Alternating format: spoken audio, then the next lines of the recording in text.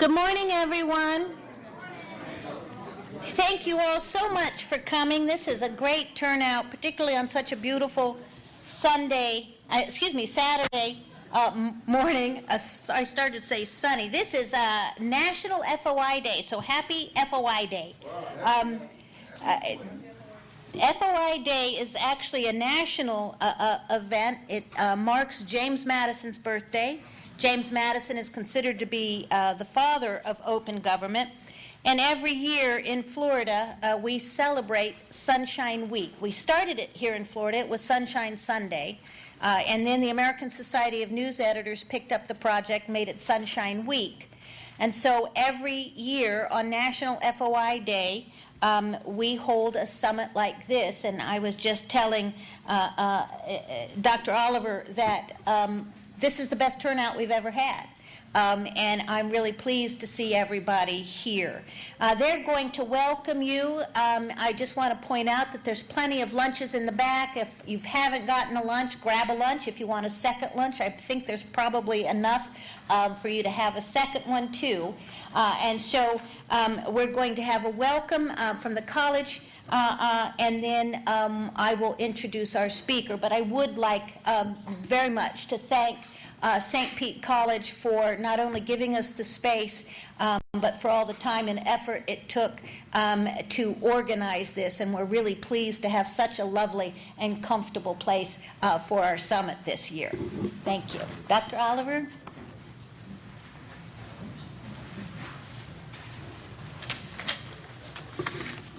Thanks very much, and welcome. My name is Dr. Jim Oliver. I'm the provost of this, the Seminole campus of St. Petersburg College. We arranged for this to be the perfect sunshiny day for you today, so hopefully you'll get out to enjoy some of it. This is one of 12 learning centers at St. Petersburg College, part of a system of colleges. And of course, we like to think it's the best one. For those of you who may not be familiar with St. Petersburg College, we are a large institution, former community college, now state college, 50,000 employees, 1,700 faculty members, just over 3,000 total employees, and the college offers, of course, an Associate of Arts and Associate in Science degrees, a myriad of certificates, and at this point, 22 baccalaureate degrees. St. Petersburg College is the oldest of Florida's community colleges, officially launched in 1927. With 102 students and a faculty of 14. And under the present president, Dr. Bill Law, the college's focus is laser focused on student achievement. We're about making sure that students finish what they start, get that degree or certificate. He's also been working on facilities enhancements. My apologies if you got caught up on the construction on this campus. Pardon our progress. He's also worked a good bit with workforce education and training. Under Dr. Law's leadership, we've also formed the Institute for Strategic Policy Solutions, which is opened on this campus. The Institute is partnering with the First Amendment Foundation to present this summit as part of its mission to improve public policy, to promote civic engagement, and to prepare students for careers in public policy in the public sector. We do have a baccalaureate program, the first on this campus, in public policy and administration. And this topic of such critical importance to the citizens of Florida is the type of reason, the kind of reason why we formed this institute in the first place. While you're here at Seminole, please feel free to explore the rest of our campus. I want to particularly point out the fact that you have an opportunity to take a tour of our natural habitat park, which is just outside this room. If you kind of curve around, you can see a pavilion and walk back into the park. For those of you who may not know Pinellas County, it's the most populated, densely populated county in the southeastern United States, and so it's a real treat to walk back into the Pinewood Forest, which also serves as a laboratory for our environmental science technology program, and view a typical Florida wetland. It's a place to get away from it all and commune with nature. I hope this meeting is successful. I was delighted to hear that this is the largest attendance that you had. We are filming it, so we'll be able to have it. You'll be able to have it available for colleagues who may not have been able to be here today to hear the speakers and to get the full benefit of the program after the fact. Now I want to turn the program over to our Executive Director of the Institute for Strategic Policy Solutions, David Clement. And thank you again and welcome.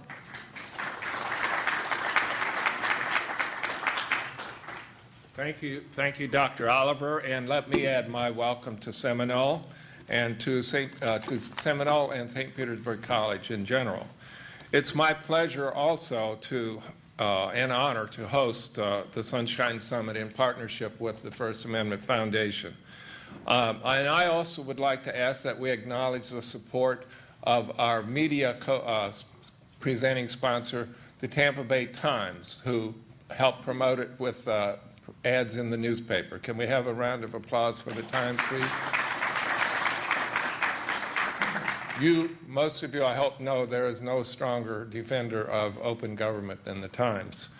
As Dr. Oliver mentioned, under President Law's leadership, the Institute for Strategic Policy Solutions was launched here on the Seminole campus in July of 2011.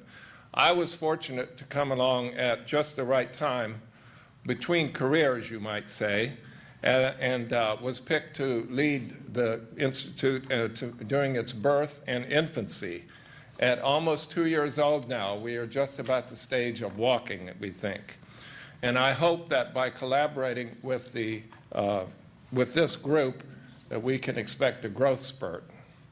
These are not easy times for policy centers like ours, as you may know. The Collins Center for Public Policy, which I consider the gold standard of think tanks in Florida, at least, in many respects the nation, recently folded, went out of business. So to me, it's a real credit to Dr. Law's leadership that he remains committed to supporting this institute and helping it to grow on this campus. And by doing so, to advance the cause of good government, which is what we stand for. If you haven't done so, may I invite you to take brochures and flyers on our programs, which are on the table outside. Next Wednesday, we're completing our first year with a dinner forum on climate change and sea level rise.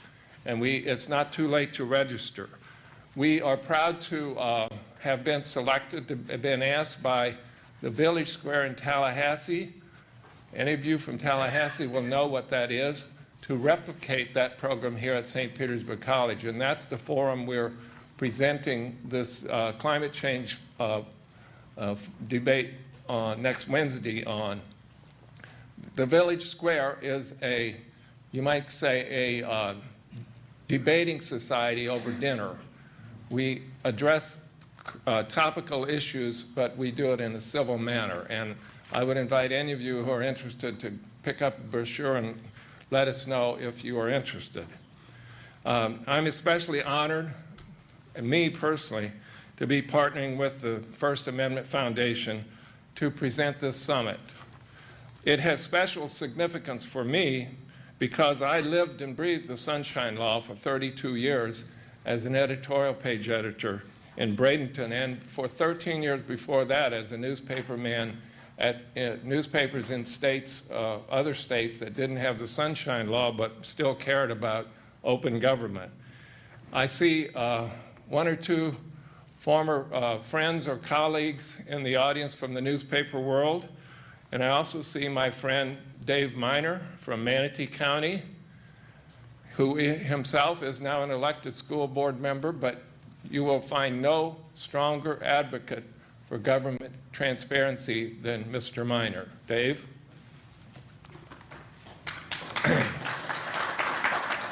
Well, I would like to claim to have been a charter member of Sunshine Week because I jumped on the bandwagon the first year that it was announced by Barbara, which I'm told was 2002, and I supported it every year until my retirement in 2007. I remember the many times that I struggled for new ways to express our newspapers' indignation for the way that Tallahassee politicians were trying to hide the public records, and how many times I flipped through the Sunshine Manual to find legal language to support editorials that I was crafting to express opposition to what they were doing. And how many times I published political cartoons that were lambasting representatives' latest attempts to hide the public business from us, you. Since retiring 6 years ago, I've sought to engage the public in their government in other ways by hosting forums on topical issues like this, by moderating debates of the top hot issues in a civil environment where differing viewpoints are respected, not suppressed. The Institute has one of its primary missions, the promotion of better government and the engagement of citizens, especially students here at the college, in raising the quality of government. I believe that is not far afield from my former mission as a journalist or from your journalists' continuing mission as editors, reporters, news directors, and publishers, if there are any publishers here. I am proud to be part of today's program and once again welcome you to Seminole and to hope that you have a great meeting. Just a housekeeping note, if you didn't notice, the restrooms are just around the corner to your right. And if you need anything while you're here, please don't hesitate to ask me or my associate, Jacqueline Schuett. Jacqueline, and we will try to help you. So it's now my pleasure to welcome back Barbara.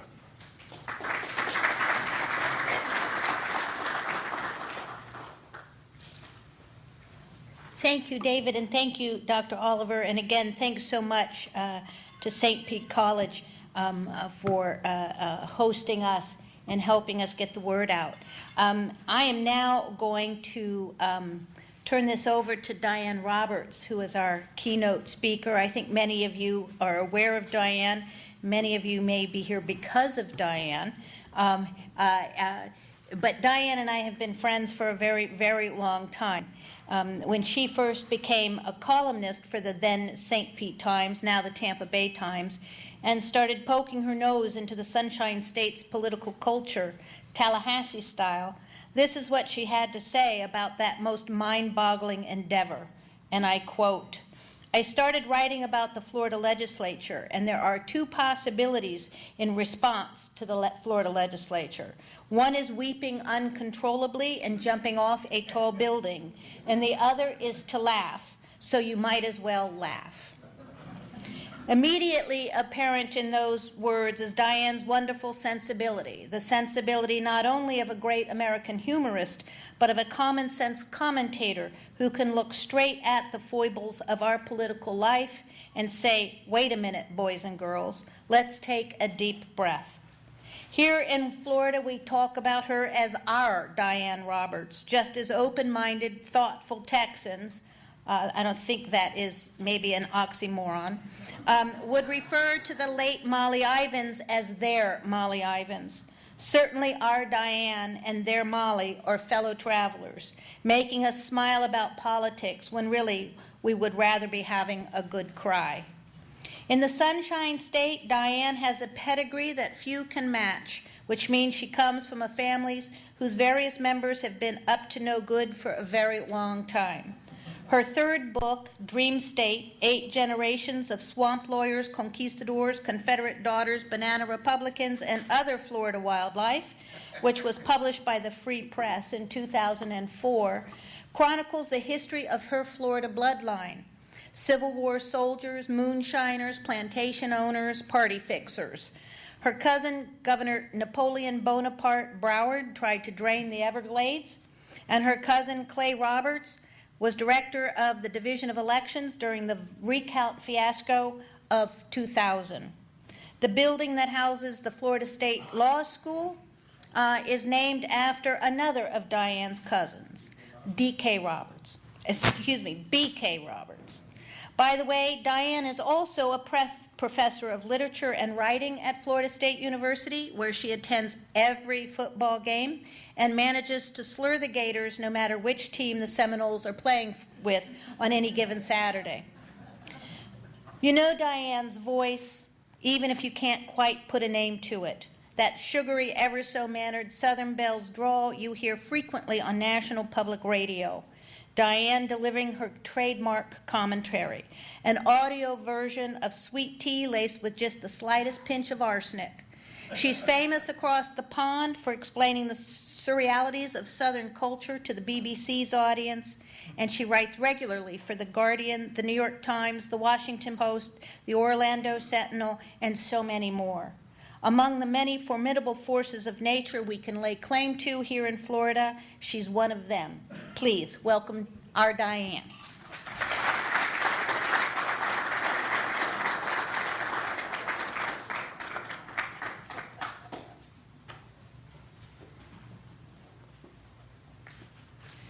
Thank you all so much. That's the best introduction I think I've ever received.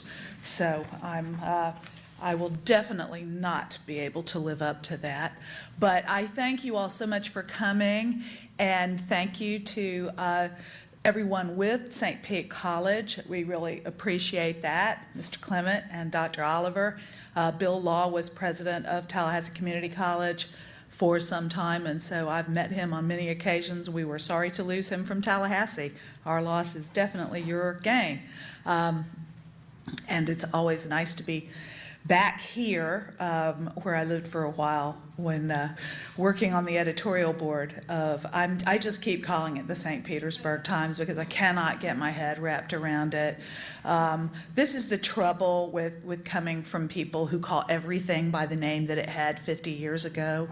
I just do it anyway. So, and my mother to this day, she'll look at a part of Tallahassee that is now a suburb, and she'll say, you know, it's by that cow pasture. She just doesn't see that there are buildings on it because there shouldn't be, you know. So we're sort of dinosaur-ish. So anyway, I'm going to talk to y'all a little bit today about where we have come from, where we are, and maybe where we're going. And I'll say up front, it's not all bad news, but you know, some of it is. So democracy cannot flourish in the dark. The dark is where power is snatched from the people and transformed into profit for politicians or industry groups, or, as is so often the case in Florida, both. Sometimes you can't really tell the difference, can you? The dark allows state officials, whoever, to bypass the legitimate scrutiny of taxpayers. Lies and corruption grow in the dark like nasty little germs. But I'm going to quote Justice Louis Brandeis' famous quotation, "Publicity is justly commended as a remedy for social and industrial diseases. Sunlight is said to be the best of disinfectants, electric light the most efficient policeman." The brighter the light cast on the workings of government, the more knowledge citizens command, the more truly representative government will be. You just cannot have democracy without an informed electorate. On the other hand, for politicians, an informed electorate is sometimes a threat. Critical thinking can be a threat. As a professor at Florida State, my job is not just to teach them, you know, to sort of cram Moby Dick into their little brains, or teach them when Shakespeare was alive or anything like that. Yeah, that's part of it, but a bigger part of it is to teach them critical thinking. Critical thinking is a huge part of a democracy as well. But if you don't have the information to apply your critical thinking skills to, it doesn't do you much good. When I started out wandering around the Capitol, this is, good Lord, this is, how long ago? Could it be 30? Almost 30 years ago, not quite, 28 years ago. I think I vaguely knew there was something called a sunshine law, but I didn't take any notice of it, the way you don't take any notice of it. But I remember, because back in those days, I had an amazing talent, which is that I could go invisible. It was stunning. I could walk into parties or rooms where there were, you know, meetings going on with people who shouldn't have been meeting together, and nobody ever said, "Who are you? Get out." And that was because women back then were always somebody's aide or somebody's secretary, or, you know, that was why I was invisible. everyone knew that a reporter, unless it was Lucy Morgan, everybody knew who she was, but a reporter was a guy with a notebook. And, and I stood around and didn't have a little book, like that, and I was just some kid. I was in college. And I heard things, and it started to dawn on me, why are they talking about tax policy at this cocktail party, all of them in a corner, where I could stand there with my martini going, I overheard a lot of stuff. I'm a world-class eavesdropper. I'm a snake. And I was invisible, which was a cool talent. But then I started thinking, well, wait a minute, is this okay? So I think I tripped off to my editor and said, these guys keep talking about all this stuff, it sounds like something that should be a matter of public debate. And the editor rolled her eyes and said, have you ever heard of the Sunshine Law? Have you ever heard of open government? And I went, oh, really? Okay. And I was supposedly a well-educated person, so that just goes to show, maybe it was just me being dim. But Florida actually has had, I realize this may sound counterintuitive, but Florida has had does have very good open government laws, some of the best, maybe the best in the country, and has been a pioneer in open government for a very long time. When I say a very long time, I mean that in 1909, Representative J.W. Mahaffey of Gadsden County, I don't know if any of you know about Gadsden County, but you wouldn't think of it as a hotbed of democracy all the time. But this representative, Mr. Mahaffey, introduced a bill, 1909, y'all, requiring, and I'm quoting now, that all state, county, and municipal records shall be at all times open for a personal inspection of any citizen of Florida, and those in charge of such records shall not refuse this privilege to any citizen.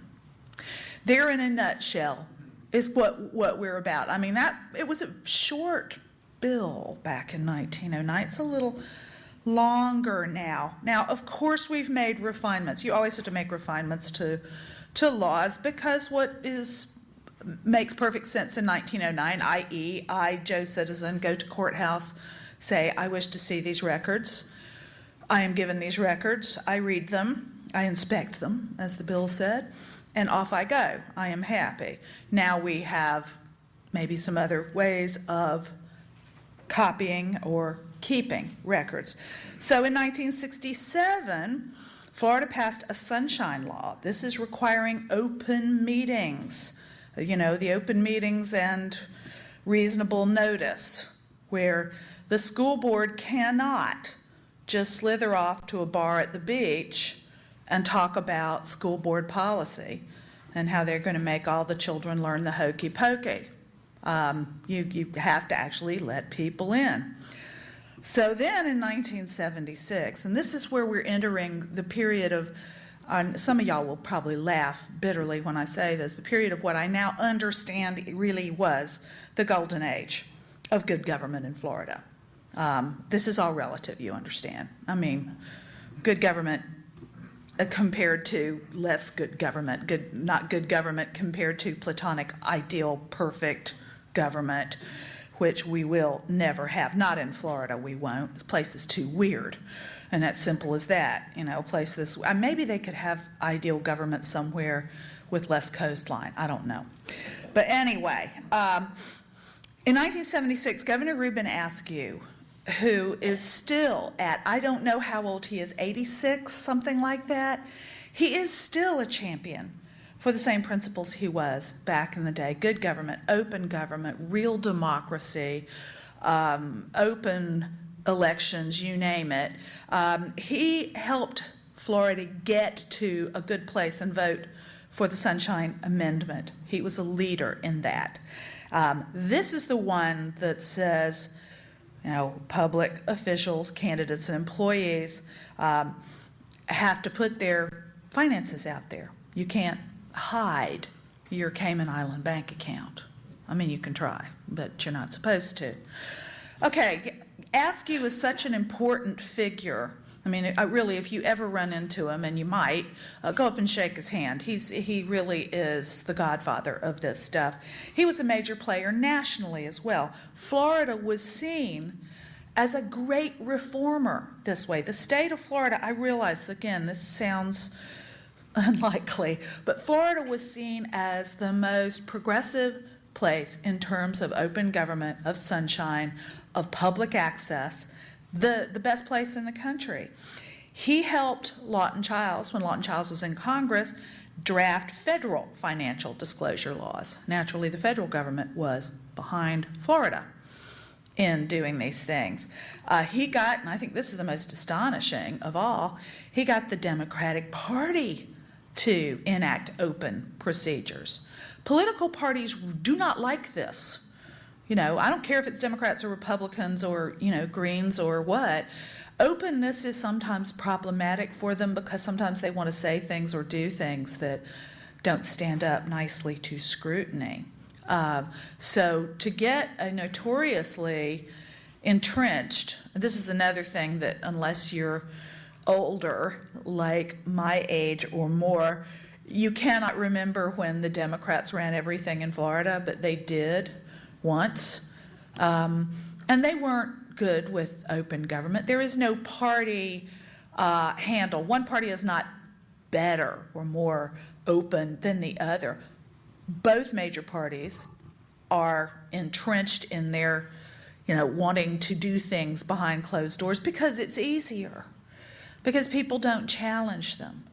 I mean, it is in the interest of all politicians, it's in the interest of all elected officials from whatever party to be secretive. It just is. This is why sometimes if you are, I'm just going to give an example. Say you really believe in a candidate. This candidate says, I'm all for open government. And you can pick whichever party you can think of a candidate. That person gets into office and disappoints you. That is always the case, isn't it? I don't care whether it's a Democrat or Republican. It is always the case. Because once you get into office, you think, boy, this would be a hell of a lot easier if I didn't have to tell everybody about it. That's just, that's true of everything. So there you go. We in Florida have, I think most of these good government groups give us credit for having the best open government laws in the country. The absolute best. What's on the books is fantastic. We are the bell cow on this. We win Miss Open Government of 20 whatever. However, there's a problem. Here's one problem. An outfit called the State Integrity Investigation, which is a joint project, a collaborative project of the Center for Public Integrity, Public Radio International, and Global Integrity, gave us a grade, and it is not a grade that is a good grade. It's a D+. A D+. Okay, that's not so good. And, as if that weren't crummy enough, a recent report from the Public Integrity End section, whatever they call themselves, department of the U.S. Department of Justice, who apparently they do a jolly list of the most corrupt states in the country. Guess who's number one? Us. Can you believe we beat New Jersey? We beat Illinois. Okay? Think about that. The most public official corruption in the country. Now maybe, if you're like me, I just go, yeah, and the sun rises in the east. But how on earth, given our great laws, our great open government laws, do we get to a place where we've got all this bad stuff, often illegal stuff, going on? Well, because we don't have an agency to enforce our open government laws.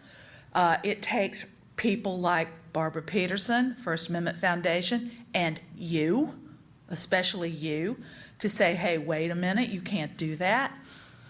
You can't just have a meeting like that. You can't have half the county commission go out for steaks one night and chat about, raising the tax for the roads. You can't do that. Not unless you invite everybody else to. It's like what your elementary school teacher said. Is that gum? Do you have enough for everybody? It's just like that. So we've got a problem. And we, of course, as a state, by which I mean the people who run things, which I know every newspaper in the state uses as a shorthand, Tallahassee, which as a Tallahassean just hurts my feelings. I mean, I know why they do it, because it's a quick way to say it. It's like we say Washington. Washington is crazy. And I'm sure the people who just live in Washington are going, well, I'm not. I know they are. But, this is why I often dateline pieces that I write during the legislative session, which is when those weasels are there. They're not there year-round. I dateline it, Occupied Tallahassee.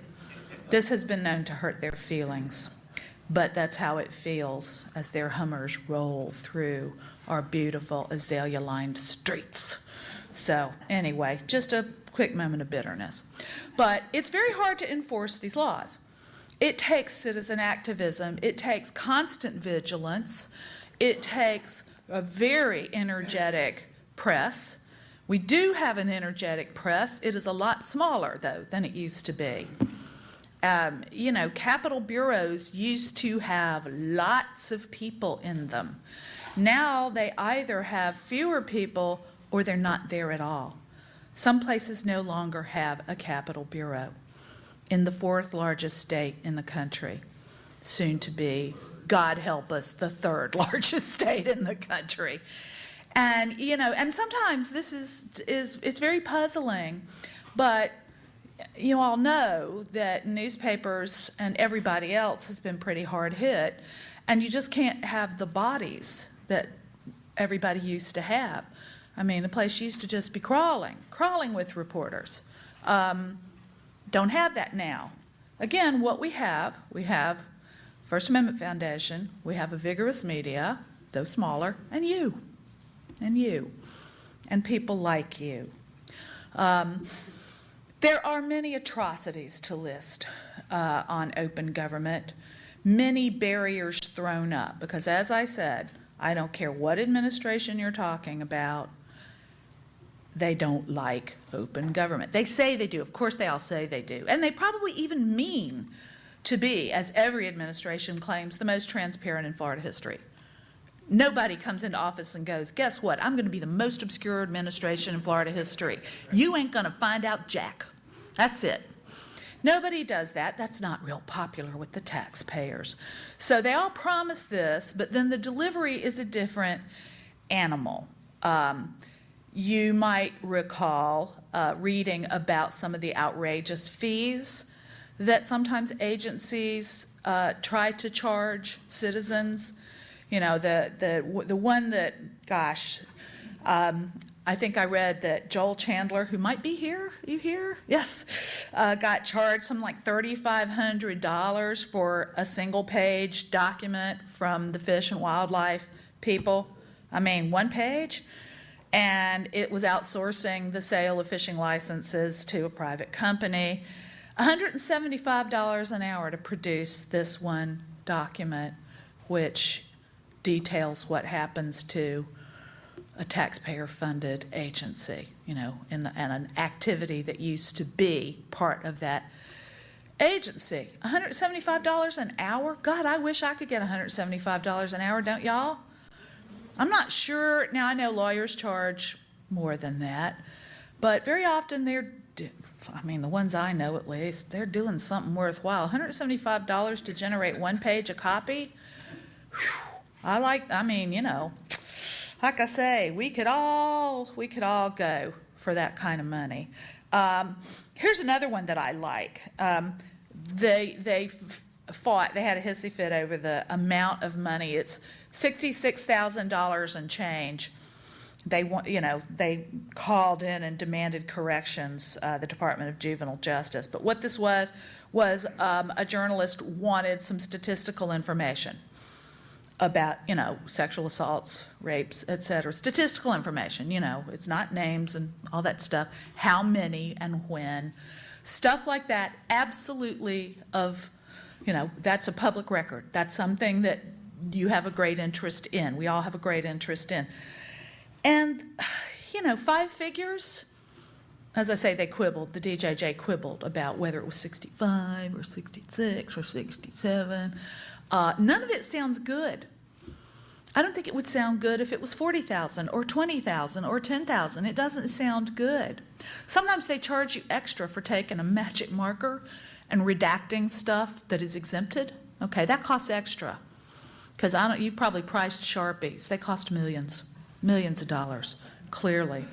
And my other happy example, or not so happy example, comes from Barbara Peterson herself, was told that it would cost her $788 for a week's worth of email messages sent or received by the then spokesman in Governor Rick Scott's office, Brian Burgess, because Brian Burgess is this very important person, and he cost a lot of money per hour. So that's how it would cost that much, and I don't know about you, but those state employees, I am one myself. Yep, some of them are clearly overpaid. Not the ones I know, but some of these guys, if that's how much it costs. Now, I'm going to use, because he's no longer in state government, I'm going to use poor Mr. Brian Burgess as an object lesson. I'm sure he would enjoy the attention. You may have read a lot about him in the Tampa Bay Times. My favorite last story, and this goes to show you when public records and spokespeople and a really great reporter collide. Lucy Morgan decided to find out what had happened to Reagan the dog. Y'all know the Reagan the dog story? This is such a great story. This is my favorite story. And, poor old Brian Burgess fell foul of Lucy Morgan, who finally, in an exasperated manner, asked him if he had, in fact, killed the dog. He didn't have a good answer to that either. But I bring this up really only because, and I personally do not think Mr. Burgess killed the dog, but I do think the dog is dead, because otherwise, why the cover up, huh? So, there's a story for y'all. I think that poor dog who, is allegedly now named Pluto. Nobody names their dog Pluto, I'm sorry. And living on an undisclosed ranch. The dog is not Dick Cheney. We don't know, But anyway, that's another story y'all need to ferret out. But Brian Burgess, and this has happened again to incoming and ongoing administration teams, both Democratic and Republican. This one happens to be a Republican, but I could dig you out examples from way back in the day when I don't know, for those of you old enough to remember when Democrats ran everything. A lot of these guys, they pretend they don't know about Florida's open government laws. They just say, I didn't know. When Jeb Bush first got into office, he had completely illegal, under Sunshine Law, meetings, open meetings law. And he said, hey, cut me some slack, I'm new. I'm like, bud, you've been around government your whole life. Somebody on your staff might have heard of the Sunshine Laws and the Sunshine Amendments and our open government laws. And, it's not, when I was a graduate student, I had an excuse to not know anything. I was a graduate student. These people get paid a lot of money. $150,000 a year aid of Rick Scott said, I can't believe she said this out loud, I rarely check and almost never respond to work email because of the open records law in Florida. That's missing the point, isn't it? The idea is if people aren't really supposed to be using their personal emails, but if they do, they're supposed to forward those emails to their state account. Strangely, they weren't doing that. In fact, there were all these missing bits, either by accident or design or, who knows, act of God. I don't know. But to quote poor Mr. Burgess again, he said, in various versions of this to various reporters, there are things we don't want to broadcast to our opponents. Are there things we don't want you to know? Yes. And I thought, ooh, okay, I know you think that, but you're saying it out loud. That's weird. We don't want to broadcast certain things to our opponents. This was post-election, I should add. Who are these opponents?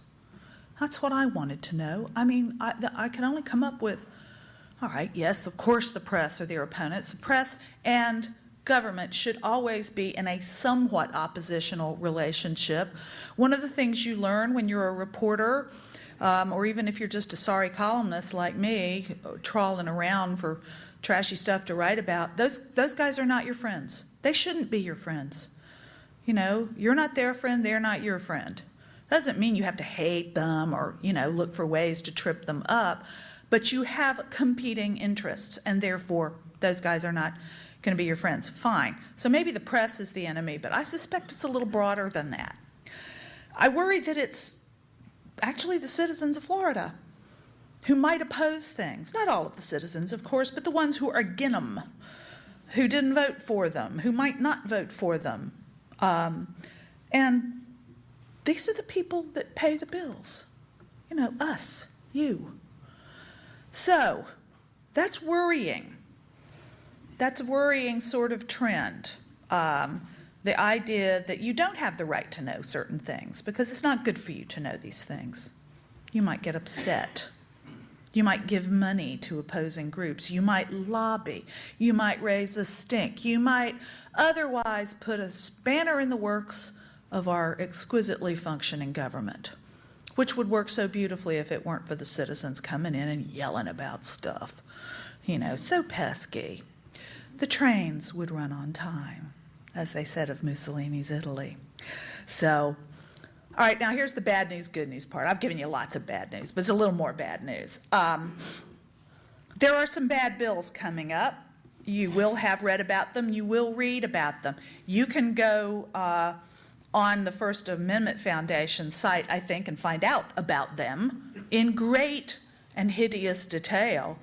But I hesitate to use the word favorite, but it's kind of what it is one sponsored by Representative Holly Roshine from Key Largo.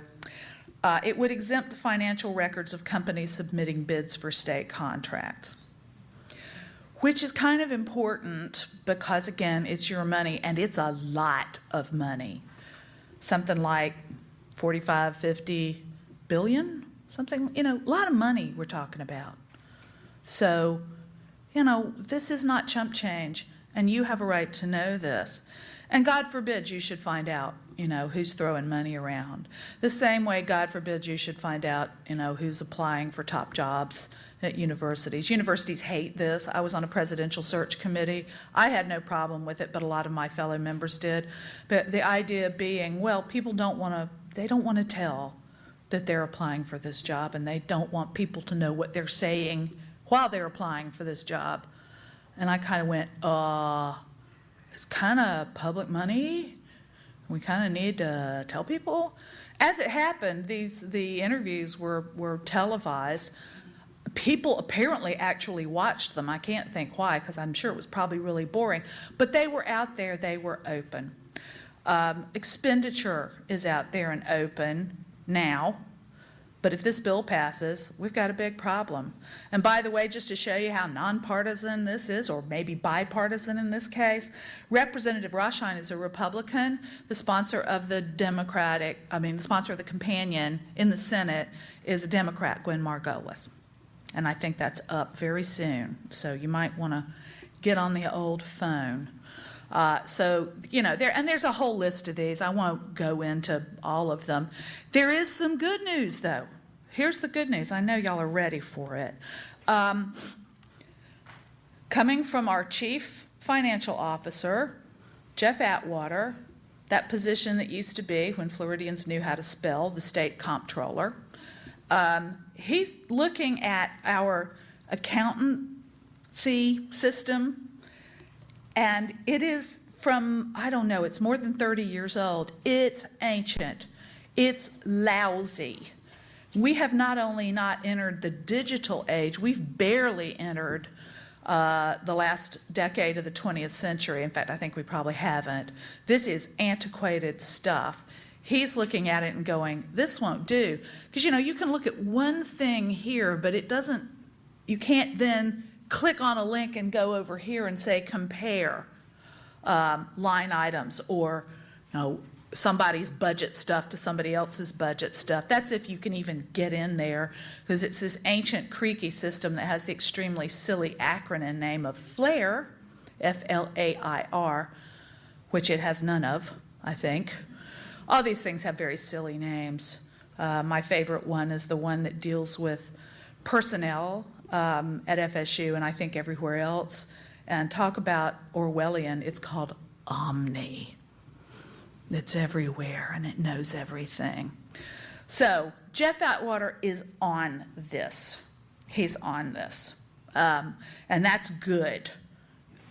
Senate President Gates claims that he is going to come up with a new version, a better version, and a cheaper version of Transparency 2.0. Remember, we spent, about $5 million? We dropped a bunch of money on Transparency 2.0, which turned out to be Opacity 0.5 or something. It's not there. It doesn't help. It's a mess. It had lots of problems. It's gone. It probably would have been better than nothing, but it is gone. Supposedly, we're going to have something else that's going to tell us exactly where the money goes, when the money goes, how the money goes, etc. All these things that you have a right to know, you and everybody else. So, there is hope. And legislators can be strangely responsive.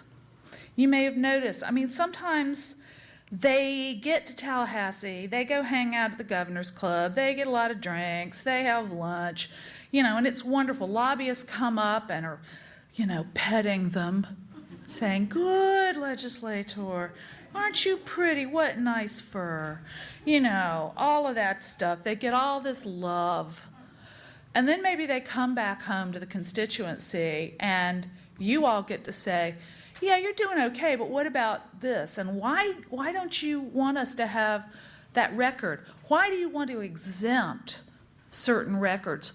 Why does it matter if we know who gets a sample ballot online? A sample ballot, right? We're not reading somebody's ballot. A sample ballot online, we'll know who gets it. Well, there are companies out there who are set up to let you know who buys a certain kind of cat food or who likes to shop at J. Jill or whatever. I don't know. I guess I don't really feel democracy is under attack by this. On the contrary, I think that we should know. Why not? If we need to. The same way we should know about anyone paid by the state. Not everything, but certain things. We should know if the police are constantly doing something with your money that maybe is not at all appropriate. That should not be hidden. That should not be obfuscated. That should not be a secret. And the democracy that we have will not work if these things are kept secret. So, in closing, I'm just going to say, reiterate that question that I want you all to think about. Are there things they don't want you to know? Well, yes. But if you make enough noise and get involved, maybe join the First Amendment Foundation, maybe keep on top of your own legislator, there won't be much they can keep from you. And that's strengthening our democracy. Thank you.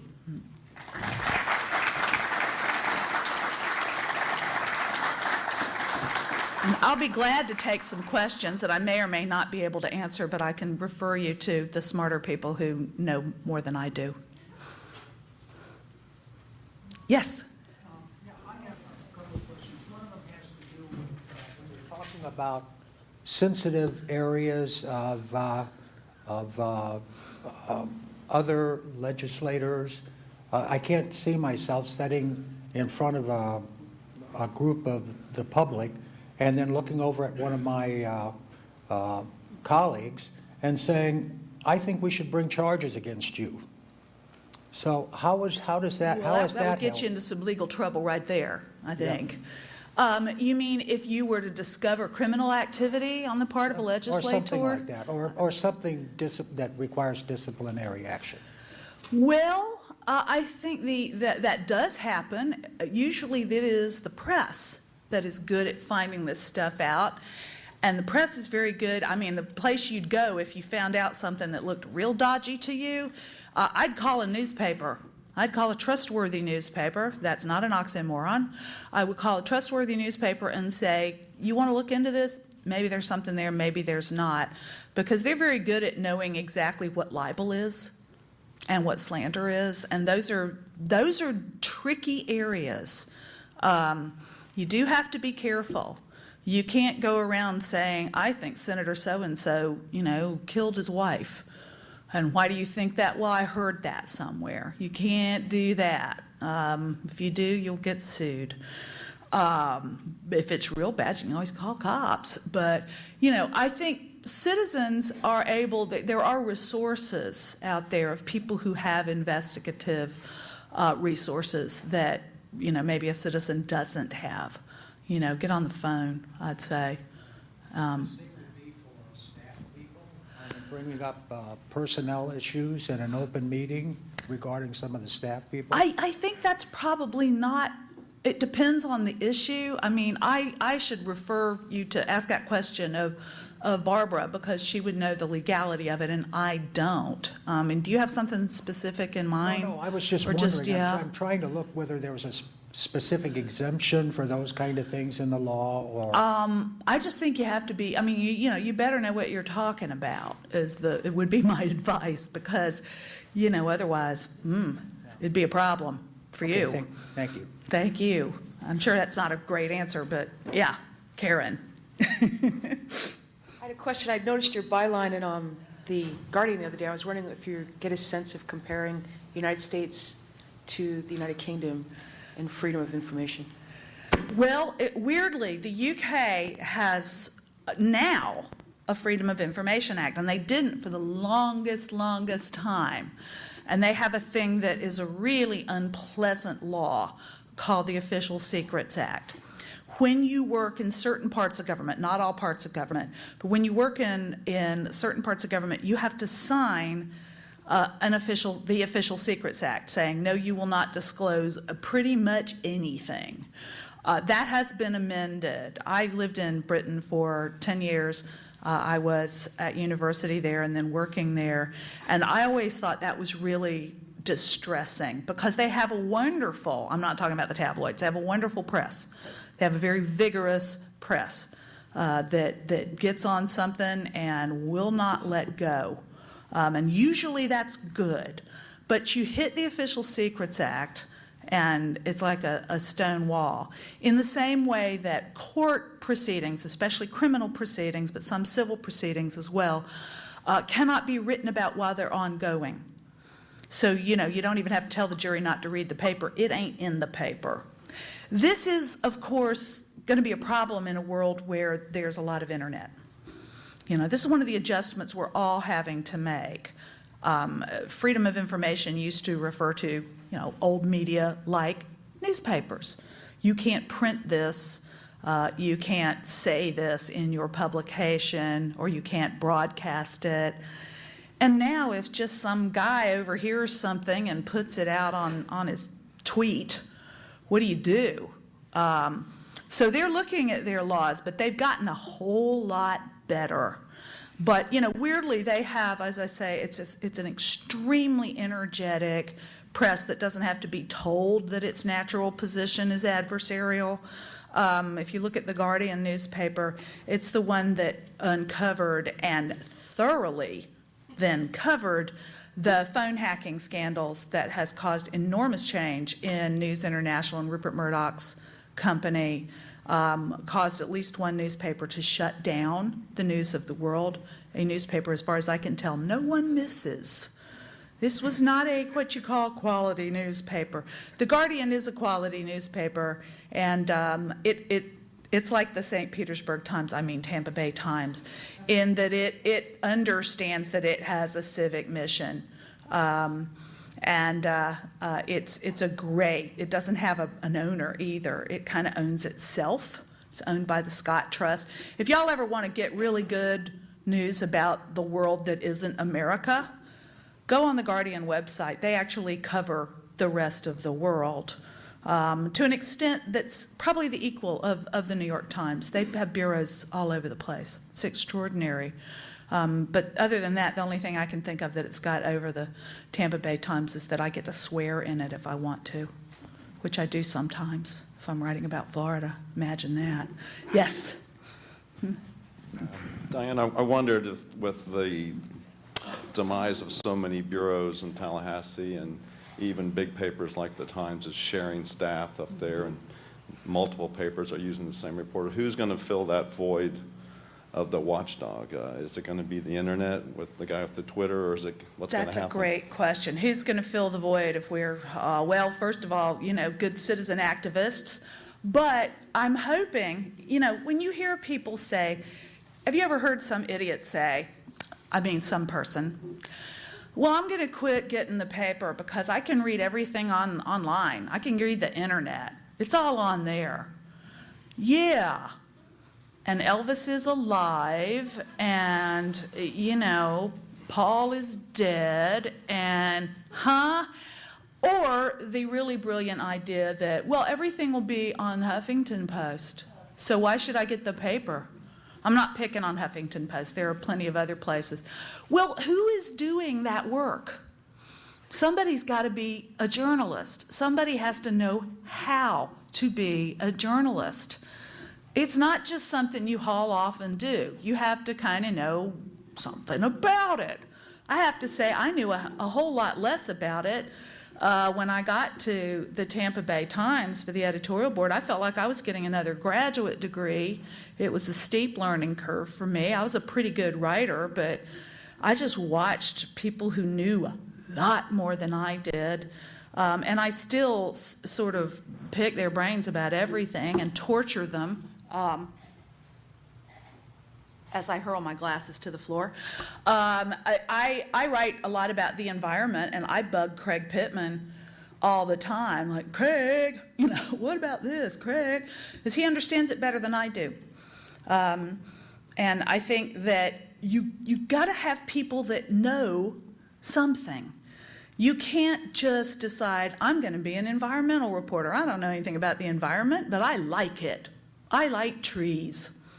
Well, maybe you go and educate yourself and you'll be a terrific environmental reporter. Maybe you'll do what I did, which is ask a lot of questions. Or maybe you'll just haul off and say stuff that doesn't make any sense, but you get to go online, and so people are like, do you know that trees cause pollution? I read that online. And so it must be true, right? Because they don't let anything not true on the internets. And you just want to, just cry. But I'm glad to say journalism is, I never went to journalism school, and I'm kind of sorry I missed out, but journalism is still a super popular major, even if fully 50% of them want to be on ESPN. So that's only 50%. There's still some left who actually want to go cover news, and not stand on a sideline and say, well, Brett, it's his ACL, it's torn again, which is, kind of what they do. Not that that's not important. I'm a football fan. Yes, ma'am. I couldn't think of a better tee-up. Our company that we have launched is called Watchdog City, and we are actually eBay for journalists. We are both investigative reporters who are, we've left our traditional newsrooms and we've started a venue where reporters can write, but we have sought to seek to fill that void. We have a very strict code of ethics.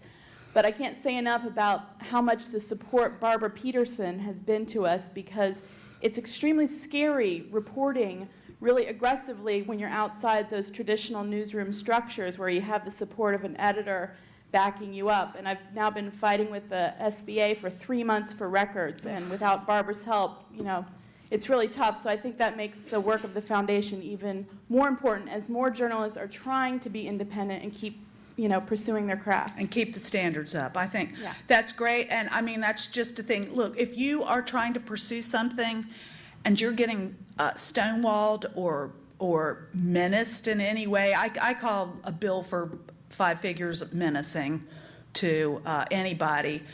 Call somebody, like, call the First Amendment Foundation. Call people. Let people know.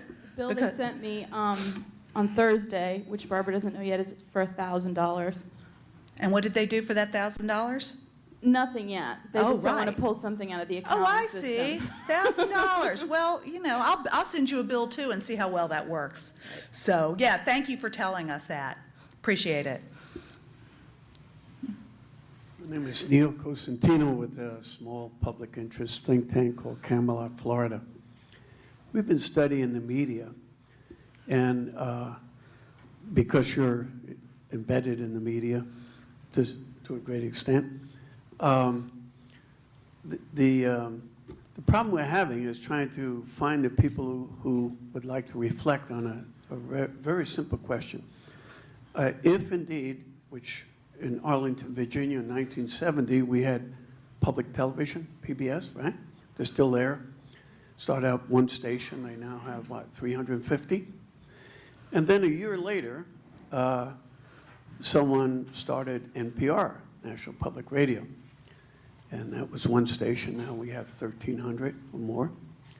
But guess what? You would think that 1970 PBS, 1971 newspapers, TV, then radio, why didn't we get an NPN, National Public Newspaper, in 1972? Oh, what a good question. Probably because newsprint costs a lot of money. I don't know that. I think that's a great question. I mean, there are now groups like, public interest media groups. There's ProPublica is one of them.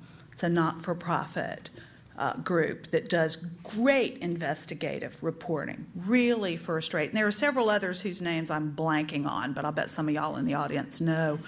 But, public interest, not-for-profit. In a way, you could see there are, I hate to be a commercial for the Tampa Bay Times, but nobody is getting rich. There are no shareholders. Nobody's getting rich off the Tampa Bay Times. I will hear bitter laughter from certain parts of the room. It's not like Rupert Murdoch, who really did get rich off his newspapers and now his TV stations and everything else. But, he got rich off newspapers in Australia. He got filthy rich off newspapers.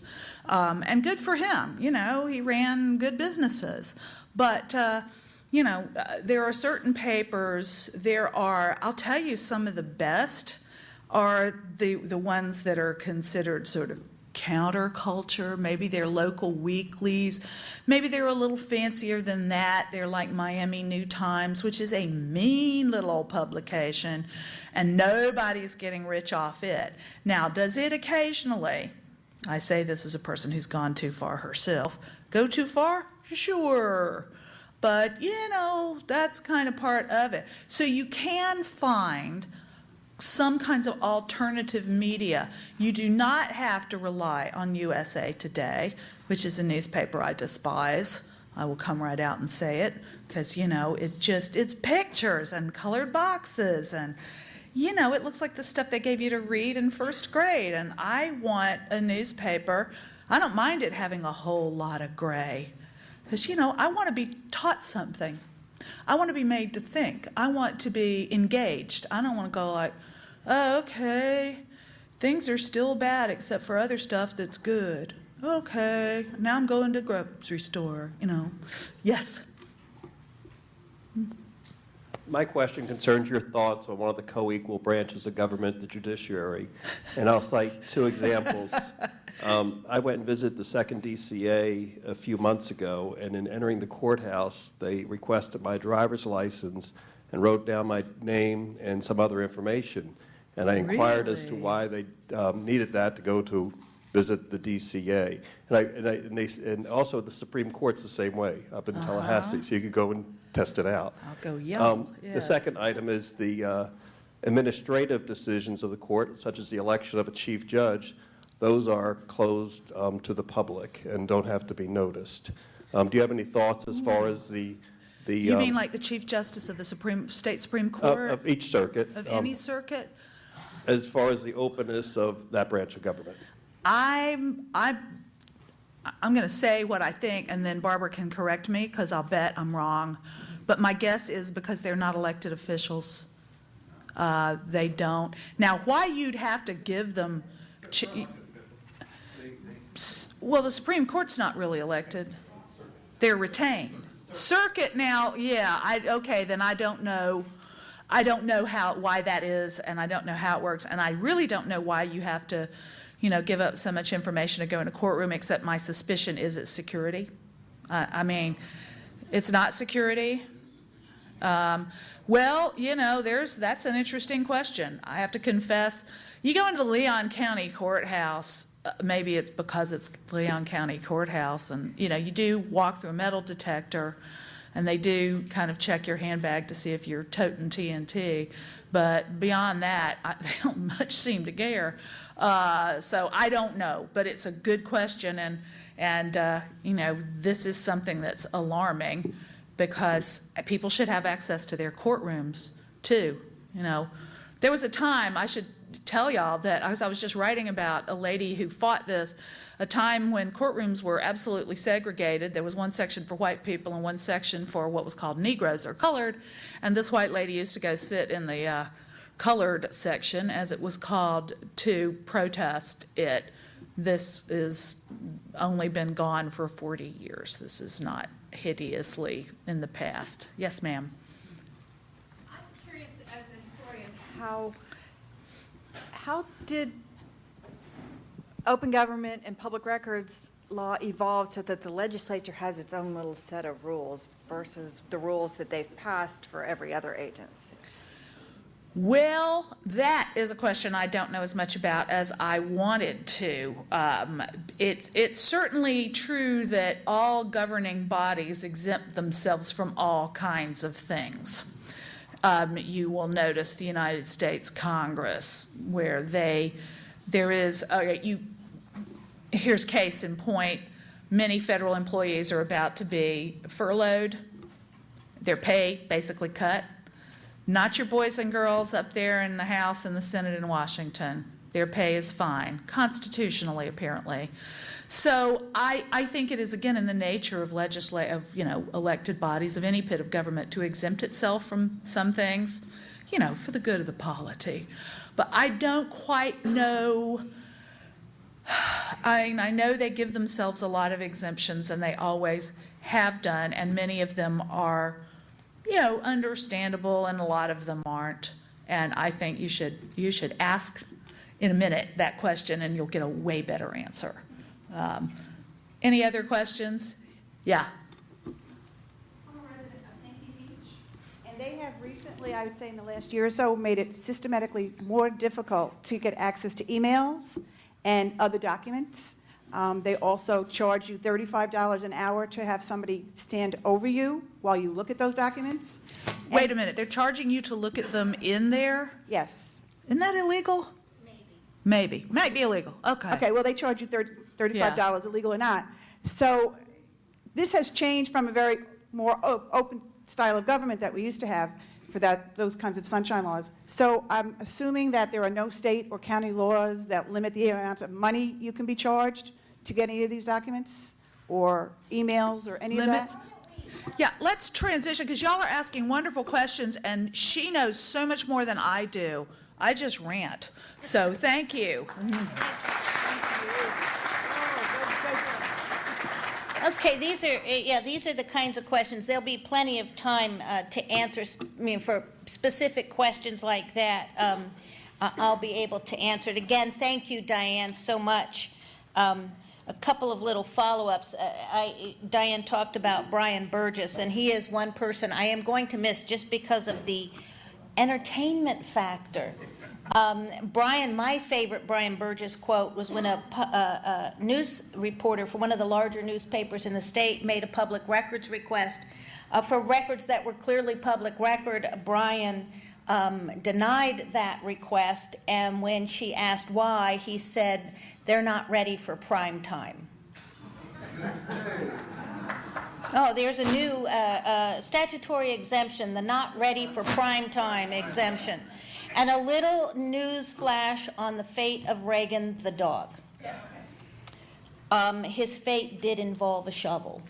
Apparently this was the breaking news that came out of the annual press corps skits in Tallahassee on Tuesday night. I read about it in the paper the following day, that the fate of Reagan the dog did involve a shovel.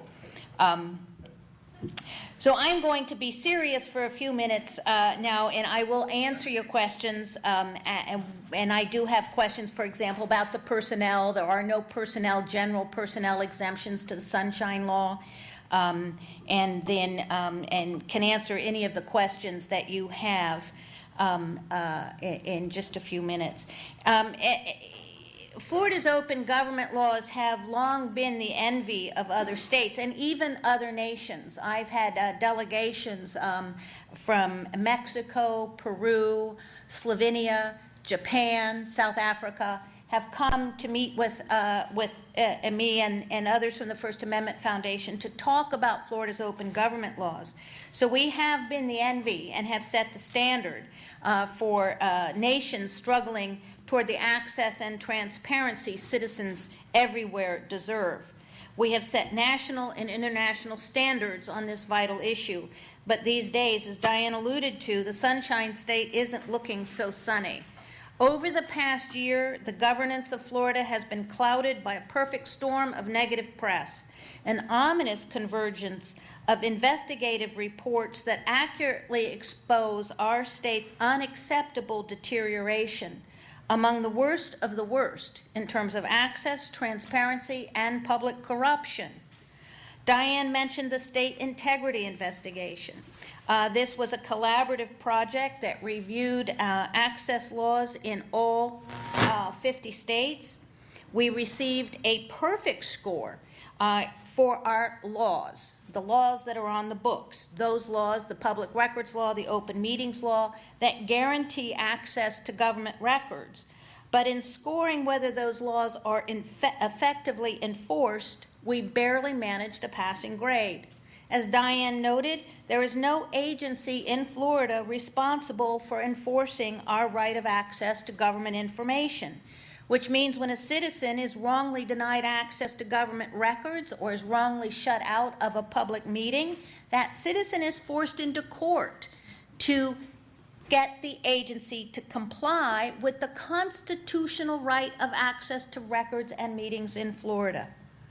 Another area of concern underscored by the state integrity investigation, Diane gave you some examples, is the cost of obtaining public records. In addition to the actual cost of copying, our public records law allows an agency to charge a reasonable fee for the extensive use of agency resources. Extensive is not defined in the law, and costs can vary dramatically, even when requesting the same record from the same agencies across the state. We had a small businessman that was making public records requests for information from property appraisers, the same information from every property appraiser, and the fees ranged from $50 to $20,000. Now, you would expect some variation due to the size of the county and the size of the property appraiser's database, but $50,000 to $20,000? If the record requested contains exempt information that must be redacted before release, those costs can be prohibitive and act as a genuine and frustrating barrier to access. Most people who are handed a bill for whether it's $65,000 or $67,000 walk away in frustration. No one can afford that. When I served on the Governor's Commission on Open Government Reform, a woman testified that she had a choice between paying her mortgage or getting her public records. She paid her mortgage and walked away from her public records because of the fees associated with her request. In a report on state transparency efforts released last March by U.S. PIRG, a federation of state public interest research groups, Florida received a score of 59 out of a possible 100 points, another D. States not generally associated with strong public access laws like Texas and Louisiana scored at the top of the list, and most other states blew past Florida in the rankings. Those states with high PIRG scores were given extra points for providing user-friendly access to comprehensive information on government expenditures at all levels, allowing citizens and watchdog groups to monitor and compare government spending quickly and easily. In contrast, Florida's transparency websites, there are 9, are difficult to use and lack many of the key features identified by U.S. PIRG as critical. Diane mentioned the Transparency 2.0 website. This was a website developed under contract with the with the state Senate. State Senate paid $5.5 million for this website. $5.5 million. Under the terms of the contract, the public would not have access to this transparency website. It was public access was specifically prohibited under the terms of the contract. Senate President Don Gates inherited this project from the previous Senate President, and I think rightfully scrapped the contract. He could have renegotiated the contract, but they are moving forward with legislation, Senate Bill 1764, which is on special order next week, that will create a new transparency website for the state of Florida with many, if not all, of the features identified as critical by U.S. PIRG. Adding insult to injury, Diane mentioned the report from Public Integrity, the Public Integrity section of the U.S. Department of Justice, reporting that Florida leads the nation in public corruption. Number 1 in the nation, beating out other states with well-known and historical reputations for dishonest and sleazy public officials. The DOJ results shouldn't be surprising, though, given our poor scores on access and transparency. If we look at the math, we got a 67 for access, state integrity investigations, a 59 for transparency, the U.S. PIRG report, and a whopping 0 for public corruption. If we combine those, we get an average score of 42. It's a good thing Florida government is not a public school. We would lose our public funding of 42. U.S. Supreme Court Justice famously said, "Sunlight is the best disinfectant." To bathe our government in sunshine, we need strong and effective access laws and better government transparency. We all need sunshine in order to flourish, and it's time for everyone, citizens, watchdogs, advocacy groups, small business owners, the media, trade organizations, civic associations, and certainly our government to step up and demand true and effective reform to our now tarnished reputation as the Sunshine State.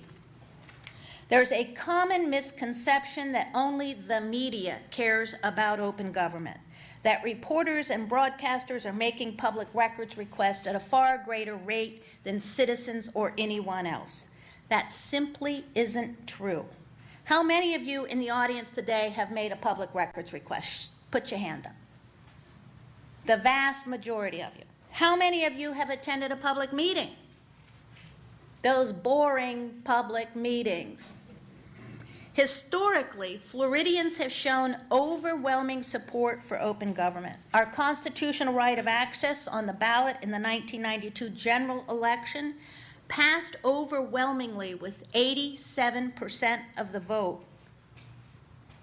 I, like you, am completely dependent on citizen watchdogs and activist organizations to make sure our government does what it is supposed to do. This is not just the media's problem. We want to make sure that our government works in our best interests and spends our money wisely. But when it comes to open government, I'm afraid not enough of us understand how important this is. or how dependent we truly are on open government laws, on access and transparency. If you're a citizen like Stanley Voice of Boca Raton, Stanley simply wants to make sure his county is meeting the transportation needs of the disabled and elderly. He needs access to county transportation records, public records, and yet every time he turns around, he's being thwarted by his government. If you're a blogger and reporter and librarian and teacher like Theo Carranzales from Miami, Theo needs access to the mugshots of crooks facing federal racketeering charges. Those are exempt from public disclosure. Gina Edwards, an investigative reporter for Watchdog City, has spent months, as she said, and hundreds of hours fighting the State Board of Administration for information about its alternative investments. Where is the SBA putting its retirement dollars, our retirement dollars? She got a bill for $240 from the SBA just so that the SBA could look at their records to find out which companies might want to assert a public records exemption. What? She didn't get any records for that $240. That was the time they took to determine which companies might want to assert protection under our law. We gave the Friend of the First Amendment Award to Representative Mike Fasano on Thursday. Representative Fasano, then Senator Fasano, wanted to know what the SBA was doing with those retirement dollars, so he made a public records request. $10,000. $10,000 to a state senator doing his job. He got a nice little note from the director saying, you know, we could bypass this $10,000 if you just want to come in and talk about it. He stuck to his guns, and he fought with them just like Gina's fighting with them, and he eventually got his records. Environmentalist Rob Barron needed information from the Florida Wildlife Commission about turtle protection efforts in order to continue his very important work on dune restoration in Florida's beaches. He called the First Amendment Foundation. Our intern Sam was able to help him. He had been stonewalled for months and months. He can't do the restoration without getting this information. They wouldn't give him the information that he needed to protect our beaches. Voter rights activists need access to the email correspondence of key legislators involved in last year's reapportionment process. They want to make sure that those legislators complied with the constitutional requirements. They're in court in the first DCA. Jerry Cooey and Alan Isaacson needed access to economic development records held by their local economic development agency to ensure that friends of the board members weren't getting sweetheart deals. They took their complaint to their local state attorney. The state attorney investigated and said, yes, the Economic Development Agency is in violation of the Sunshine Law. They're meeting behind closed doors without an exemption. But I'm not going to press charges. So Jerry and Alan went to the FBI. Someone was asking, what do you do? You can go to your state attorney, you can go to the FBI. And they got a full investigation. I hope my point is clear. Everyone, regardless of political affiliation or cause, depends heavily on strong, open government laws, laws that are enforced. We need effective open government laws, and our right of access should not be hampered or frustrated or delayed by local policies. Policies put in place about fees or custodians or written requests, or the Boynton Beach Police Department that accepts public records requests only on Wednesdays. Don't go on Thursday because they won't take your request. Random rules and conditions that operate as barriers to our constitutional right of access that thwart and delay and obfuscate. The sad truth is too often we don't push back. We don't push back until our government has gone too far. I believe it is time to become proactive, to demand that our legislature take a stand for all Floridians and that they reform our open government laws. There are 4 areas, I think, that are in dire need of reform. We are going to be putting a petition on our website for everybody to sign. Everybody who is here today will get an email informing them of when that petition is up. I'd ask you to sign it. I'd ask you to take it and have your coworkers sign it, your neighbors sign it, your family sign it. We need to tell our legislators that they need to listen to us. We put them in office, and they need to represent our best interests. Those areas that we've identified, the right to speak. Back in the early 70s, the Florida Supreme Court said that the citizens have an inalienable right to be present and to be heard at every public meeting. Inalienable. We had a later Supreme Court decision that said, well, maybe it's not inalienable, but you have a right to speak at any meeting where your government is taking action on items that affect you. Well, then, much to my surprise, a few years ago, the First District Court of Appeal in the Keesler case said, nah, you don't have a right of access. You don't get to speak. You get to go and listen, but you don't get to speak. I was shocked. Then we had another case come up, the Kennedy case in the 4th DCA. I thought, well, surely they're going to say, yes, there's a right to speak. They're going to look at the Supreme Court precedent. Nope, no right to speak. This is the #1 complaint from citizens. I recently read in the Florida Today that the Brevard, I think it was Brevard County School Board, met to close 4 schools. There were hundreds of people there. There were city commissioners there. There were mayors there. People wanting to speak about the closure of these 4 schools. The school board denied everybody the right to speak at that meeting. Everybody was denied. No one got to speak. And they voted to close 4 schools. The devastating impact that has on a community. And they said in their defense, well, last week or the week before, we had a public comment meeting, and everybody got to speak at that meeting, except the school board members weren't there. They got to talk to themselves about what they thought.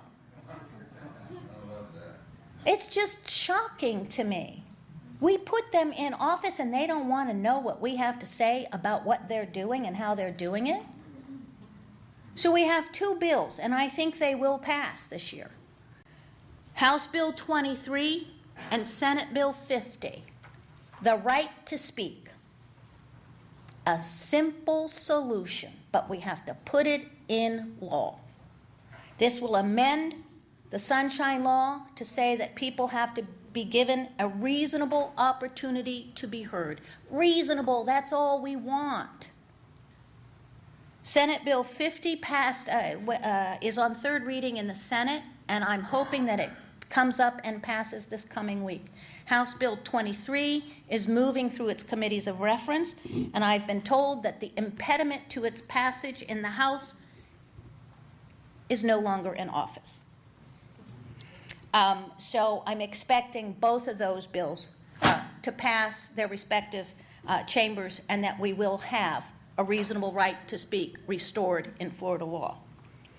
Second, we need not better enforcement, we need enforcement. Why is it up to the citizens of this state to enforce what is a constitutional right of access? If you go to and get in a fight with your city or your county commission can go to the Attorney General's office and get an opinion asking, am I right or am I wrong? You as a citizen can go to your state attorney and file a complaint. You can request mediation.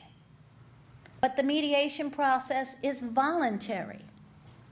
We were working with a small businessman a few weeks ago in Tallahassee. He runs a heating and air conditioning business. And he believes that one of the local school boards is in violation of the competitive bidding process. And he made public records request. They ignored it. Ignored it. Didn't even acknowledge it. He made a second request and a third request. And then he called me up and said, what do I do? They're completely ignoring me. And I said, well, call Pat Gleason in the Attorney General's office. Request mediation. They ignored the request for mediation. So he calls me back in frustration. I said, okay, I'll make the public records request. So I made a public records request. First, it took me about 20 minutes to find contact information on their stinking website. But I found it, and I made a public records request. No response. None. The following week, I made a second request. No response. Not even an acknowledgement. Against the law, I will say. Agencies are required by law to respond to a public records request promptly and in good faith. I made a third request, this one a little bit more strongly worded, sent it directly to the superintendent and CC'd the attorney and said, this is Barbara Peterson from the First Amendment Foundation. I am pointing out to you that you are in direct violation of the public records law, and cited them chapter and verse. Within 5 hours, I got a call from the superintendent saying, we are so sorry. Those records are on their way to you right now. And I got a box 2 days later. Mr. Edmonds never got his records. I gave the records I had to him. About a week after I got the documents, I got a bill for $82, which they didn't tell me they were going to charge me, but that doesn't matter. We got the records for him. But why did it take so long? There's nowhere for him to go. So what we're talking about doing, and I've been talking with people in the Attorney General's office, it's not going to happen this year, but I'm hopeful it'll happen next legislative session. Make the open government mediation program mandatory. Make government go to mediation. Think what we're spending as taxpayers in litigating when a government violates the Sunshine Law. The City of Venice settled a lawsuit for violations of Sunshine and public records. They had to pay the plaintiff's attorneys $785,000 in attorney's fees. $785,000. That's our money. Because under the law, if you sue government for violation of Sunshine and you win, government has to pay attorney's fees and court costs. Those are tax dollars. So we're spending tax dollars to defend public officials who are violating the law. That's half the bill. They had to pay their own attorneys. There was a great editorial in the Times-Union last year. The Times-Union sued the Jacksonville mayor for failure to comply with the public records law. The Times-Union made public records request for the mayor's email correspondence, and he simply flat out refused to give it to them. The Times-Union sued. They acknowledged pretty quickly, the city did, that yes, they were wrong. And then they paid the attorney's fees. They settled the lawsuit, paid the attorney's fees for the Jacksonville Times-Union. Times-Union received a check for $15,000. And the editor of the paper reprinted that check on the editorial page with the headline, "These are your tax dollars. Kiss them goodbye." Until people realize that those are our tax dollars being spent in litigation, there's not going to be anyone up there screaming for reform. So make the mediation process mandatory. Another change that I would like to see, I talked to Pat Gleason in the Attorney General's office about the possibility of allowing the public, citizens, to make requests for unofficial Attorney General's opinions, and her head, I could visibly see her brain just go boom, because they would be inundated. And she's right, they would. But if we allowed that mediation program to request an opinion from the opinion section, that's a huge step forward. Huge step forward. So that's what we're going to be proposing for next year. Then we have to deal with the issue of fees. And this is going to be the one that will be most difficult because we will have most local governments pushing back on us. The fact is, we pay the salaries that get us the records. Government agencies should be able to recover the cost of providing public records. They should not be in the income generating column. I found out 2 weeks ago that the city of Orlando charges $564 an hour for computer runtime. $564 an hour. Their definition of extensive is 5 minutes or more. It can take 5 minutes for my laptop to boot up. 5 minutes or more. So Sam did a little research and found out that no other local government in the area charges for computer runtime. And when asked, the city of Orlando said, well, it's in our policy, but we don't really charge for it. Well, why is it in your policy?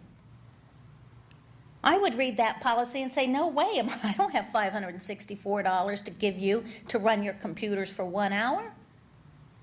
Something's got to give. The law says 15 cents a page or the actual cost of duplication. So why is an agency charging $10 for a CD? That CD should cost 35 cents.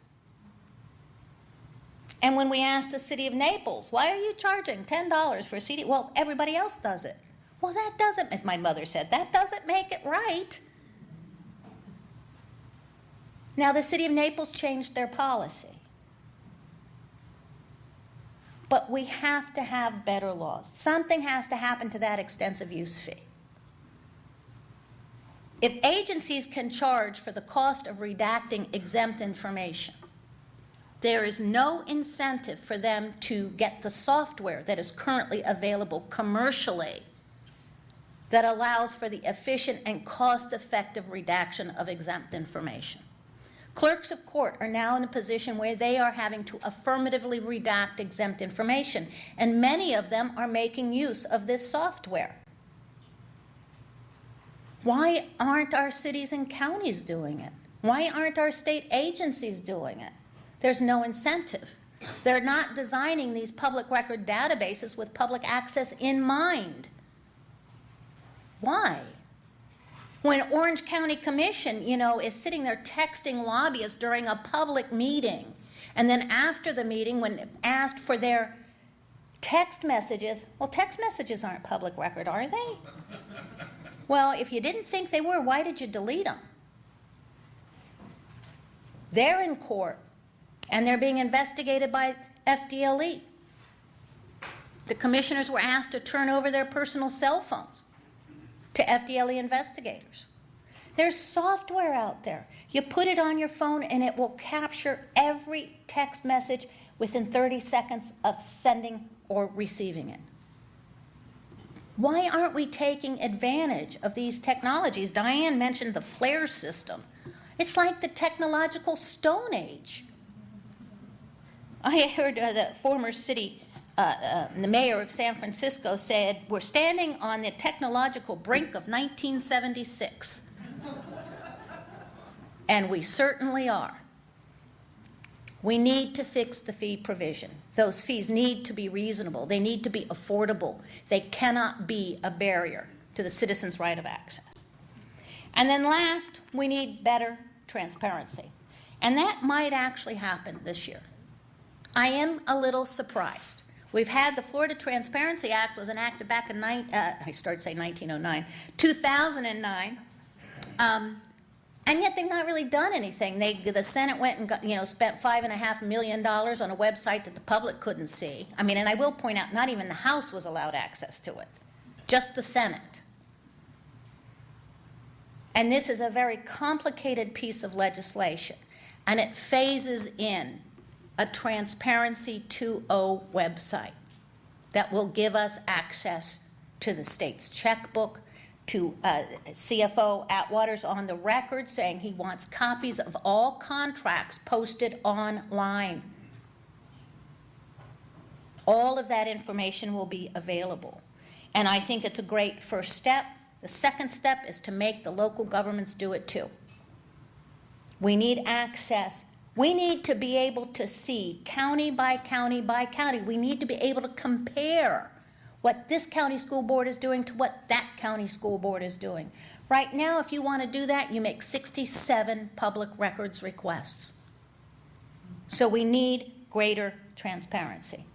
There's more legislation that I'm quite excited about, and it's a long time coming.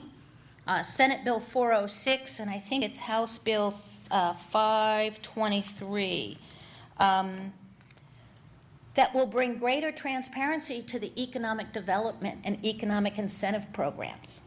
Government is giving away millions and millions and millions of our dollars to companies that aren't doing what they're supposed to be doing in return for that money.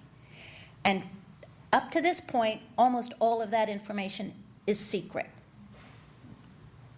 You can't get access to it. If you can get access to it, you get access to it after the company's gone belly up and left the state and took our tax dollars with them. This requires the Department of Economic Opportunity to put that information online within a certain specified period of time. And I think we'll go a long way to bringing some light on the economic development program. It might be because we've had so many bad news reports about these companies going belly up.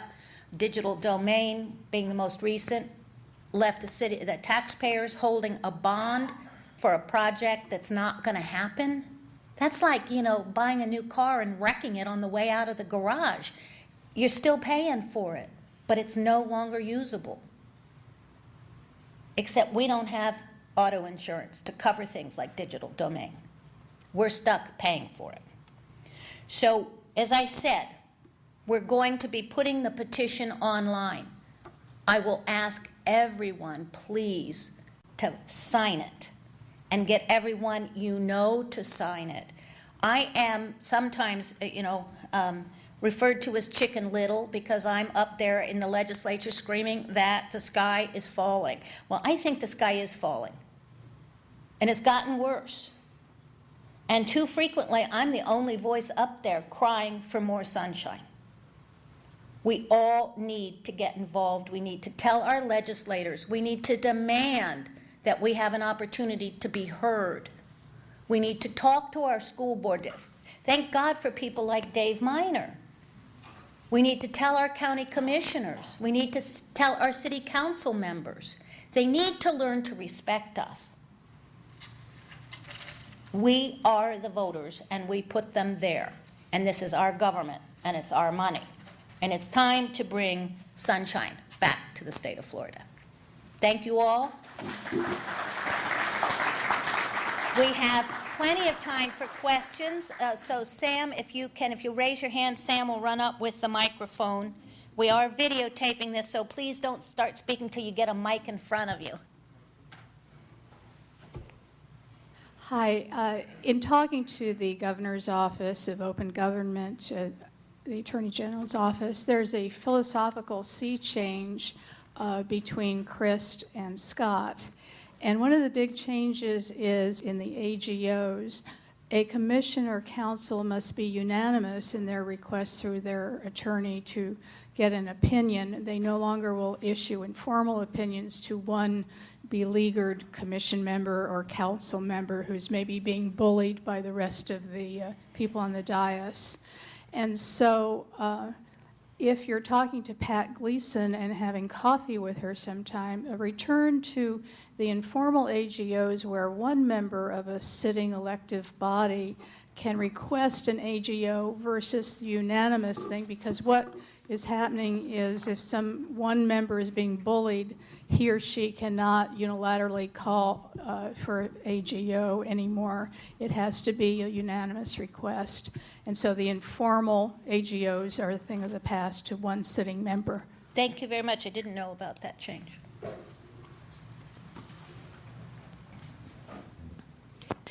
I recently made a request for the tape from the Banking and Insurance Committee last year. It had been online.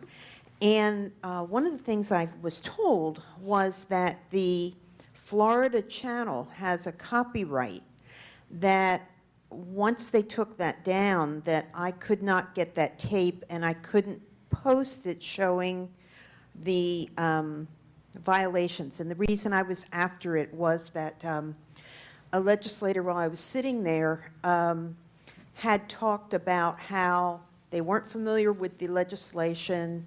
They referred to us citizens as little people, etc. And I felt that those comments were very valid since that legislation was up again for another round this legislative session. And I was able to get the audio tape, but not Florida Channel videotape. Can you comment on what that role is? And all, because to me as a citizen, it's like that's part of the recording when they have those public meetings. So I was a little shocked by that.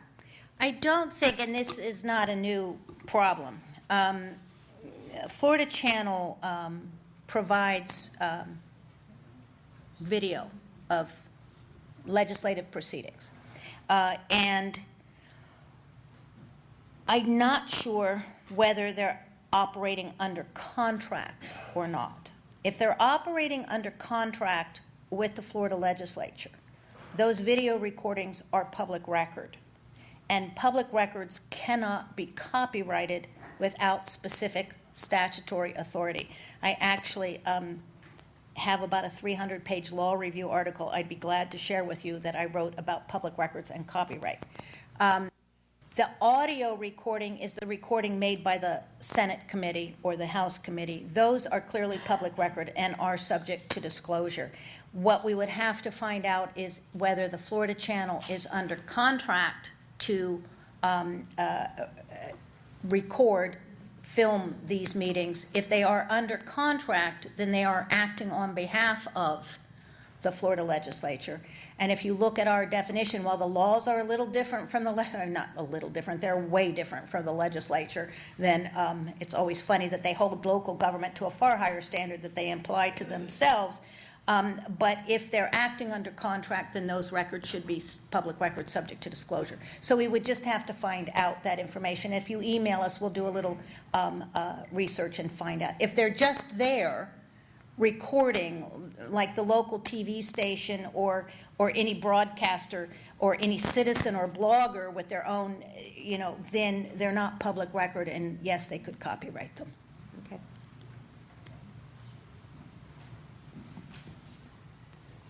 Hi, Mike Weston, and I'm a candidate for Hillsborough County School Board in 2014, and thank both of you for speaking with us today. And Diane, you might want to chime in on this question as well. And this is a week-long seminar topic, I'm sure, but if you could just touch on local school districts hiding behind FERPA in terms of releasing information, I'd appreciate it. Well, and there's a bill out there that will say if you're a research institute connected to, it seems, to the Bush family, FERPA doesn't apply to you. I can outsnark Diane sometimes. FERPA is meant to protect a student's privacy in the student's academic record. And FERPA, like HIPAA, makes me nuts. I was trying to help a reporter get a settlement agreement. Some parents sued the school board because their child was being bullied, and the school board settled the lawsuit, and then the school board denied access to the settlement agreement, claiming FERPA. FERPA is a federal law, and it requires every state to protect the student's right to privacy in the student's academic record. A lawsuit is not an academic record. And there is a first DCA opinion. It was the NCAA case where the NCAA was bringing sanctions against Florida State University's athletic department for cheating. Everybody was very interested in this case because Bobby Bowden's win record was at risk, and he might not retire. And the first DCA, the NCAA, private company, held this record, would not give it to Florida State University. It allowed Florida State University's lawyers to look at the record, but they weren't allowed to copy it, they weren't allowed to download it, they weren't even allowed to make notes from it. And so the First Amendment Foundation and a group of news outlets around the state filed a lawsuit against both the NCAA and FSU, and we won. And FSU was claiming FERPA. They couldn't release it because it had the names of student athletes. And the DCA said, redact. You can't deny access to a record simply because it contains student identifying information. If that were true, we would put the name of a student on every school board's, budget. Student identification information. So FERPA is misapplied. They hide behind it. DOE hides behind it. And it's like HIPAA, the Health Privacy Act. You can't have a sheriff who is not a medical provider claiming HIPAA. HIPAA only applies to medical care providers. There are laws that are frequently misunderstood and misapplied, and we have to pick them off basically one at a time. But this new bill will provide access to all sorts of, it directs educational institutions and the Department of Education to give a loose reading of FERPA when it comes to researchers wanting access to student identifying information. That microphone is going. Okay. Sam, do you want to?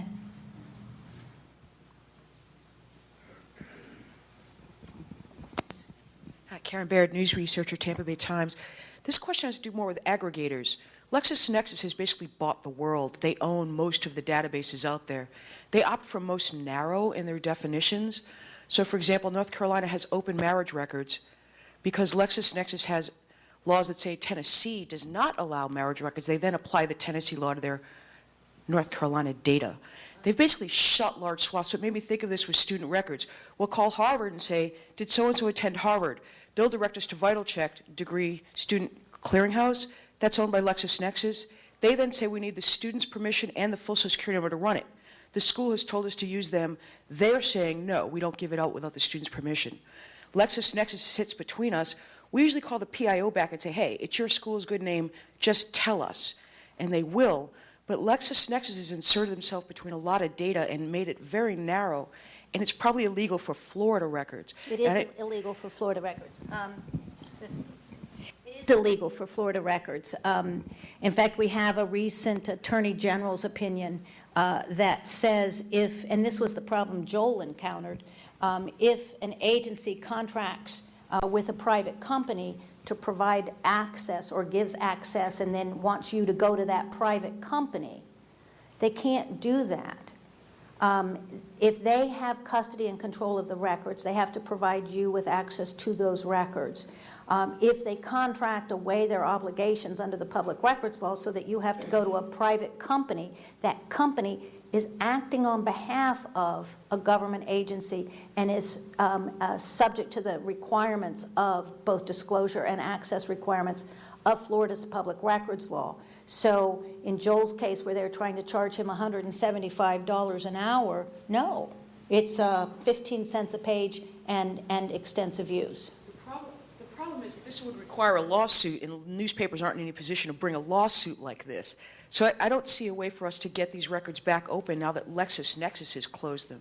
In other states, because I focus exclusively on Florida law, LexisNexis would not be able to apply Tennessee law to a Florida database. They actually do suppress some of the data in the public records. If I go to the county, I could see a lot of data on your marriage license that LexisNexis doesn't serve because they claim it's a privacy issue.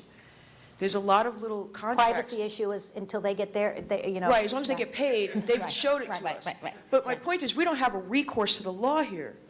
Well, we might. If you can give me a specific example in Florida where LexisNexis is asserted, It's hiding information from us. Only if LexisNexis, say we'll take Hillsborough County, say Hillsborough County contracts, it enters into a contract with LexisNexis to provide access to its official records, death certificates, Right. marriage certificates. so the county's no longer going to do that. You're going to have to go to LexisNexis. So they obscure county. Here's a perfect example. They take county information off all marriage licenses. In Florida, they cannot do that. So if you can give me an example, because there's a phrase in Florida law that defines agency as any public or private entity acting on behalf of. So they should if show it. LexisNexis is standing in the shoes of Hillsborough County, they can redact only that which is specifically statutorily exempt under law. So I would how do we get that open? A company that big, is it really possible to change their laws? I mean, well, it's not their laws, it's their policy, and if they're in violation, well, NCAA thought they were too big to get sued. And look what happened to them. So you'd have to give me some specific examples, and we can try taking it on. Neil Cosentino with Camelot, Florida. An area that needs some sunshine is the area of conflict of interest. And I don't think everyone understands the employees and at what level and to what extent and how deep that conflict of interest goes. Mm-hmm. And it's very difficult. In other words, it's very difficult to find out because periodically employees, state employees or government employees have to refile. Right. But it's in a gray area and really needs some sunshine. There are some bills, and I'm watching them. We're not tracking them because they're kind of outside the area of open government in terms of public records or sunshine law. And I have, this is our bill list. We have about 150 bills we're tracking right now. But there are some bills that I think will pass this session that do make changes in financial disclosure requirements. A lot of people I know who are involved in ethics and elections think that they don't go far enough. But then we also have the problem of conflict of interest and that kind of disclosure at the local level. I think we don't see enough of it. And this is a problem. Florida, Diane said, has a very long history of open government. The only person who's ever gone to jail for an intentional violation of sunshine was W.D. Childers, a former state senator who was term limited out and then became a county commissioner. He very famously was handing out cook pots of money. And when he was brought up on a sunshine violation charge, he claimed that he was not having a discussion with those other two commissioners, that he was haranguing them, and they couldn't get a word in edgewise, therefore it was not a discussion. He did go to jail. One of those people scheduled to testify against him in his fraud and corruption and everything else case, Willie Jr. Was found dead under his house, having swallowed accidentally copious amounts of antifreeze just before he was supposed to. I'm not saying anything happened, but it is a problem, and it's a problem all over Florida. I mean, we are number one, and we have to accept that. Number one in the nation in terms of public corruption. And these are people who are convicted, not just charges brought. These are the number of people, public officials, convicted of corruption charges by the federal government. The point I was making, though, from my experience, there are certain public utilities. Mm-hmm. They give a contract out to a company, and you don't know, you can't dig into the relationship of who meets to decide on that company and who at the table has on file a current conflict of interest. My only point was I would hope that your foundation would look into that because it doesn't seem to be a common policy in our state government and in turn our county government on this issue. So Well, I hope again, you look at it. if you email me and can give me some specifics, as Diane said, a lot of times the way I deal with this is to contact the local media and get somebody. There are a couple of really good investigative reporters in this state, and a lot of newspapers take this very seriously. If it's a public utility, and the utility board is meeting to discuss who's going to get the contract, those meetings are open to the public. And if they're not open, then they're in violation of law. I mean, this is something that just happened at Jack Price's here in Gainesville. And citizens, a group got together and formed an organization called Gainesville Citizens Care, and they sued for violation. The local public utility gave out a contract in secret. And Gainesville Citizens Care sued, and the public utility settled the lawsuit and stipulated that, yes, they had violated the law. Well, no, I'm not saying in secret meetings. I'm talking about the routine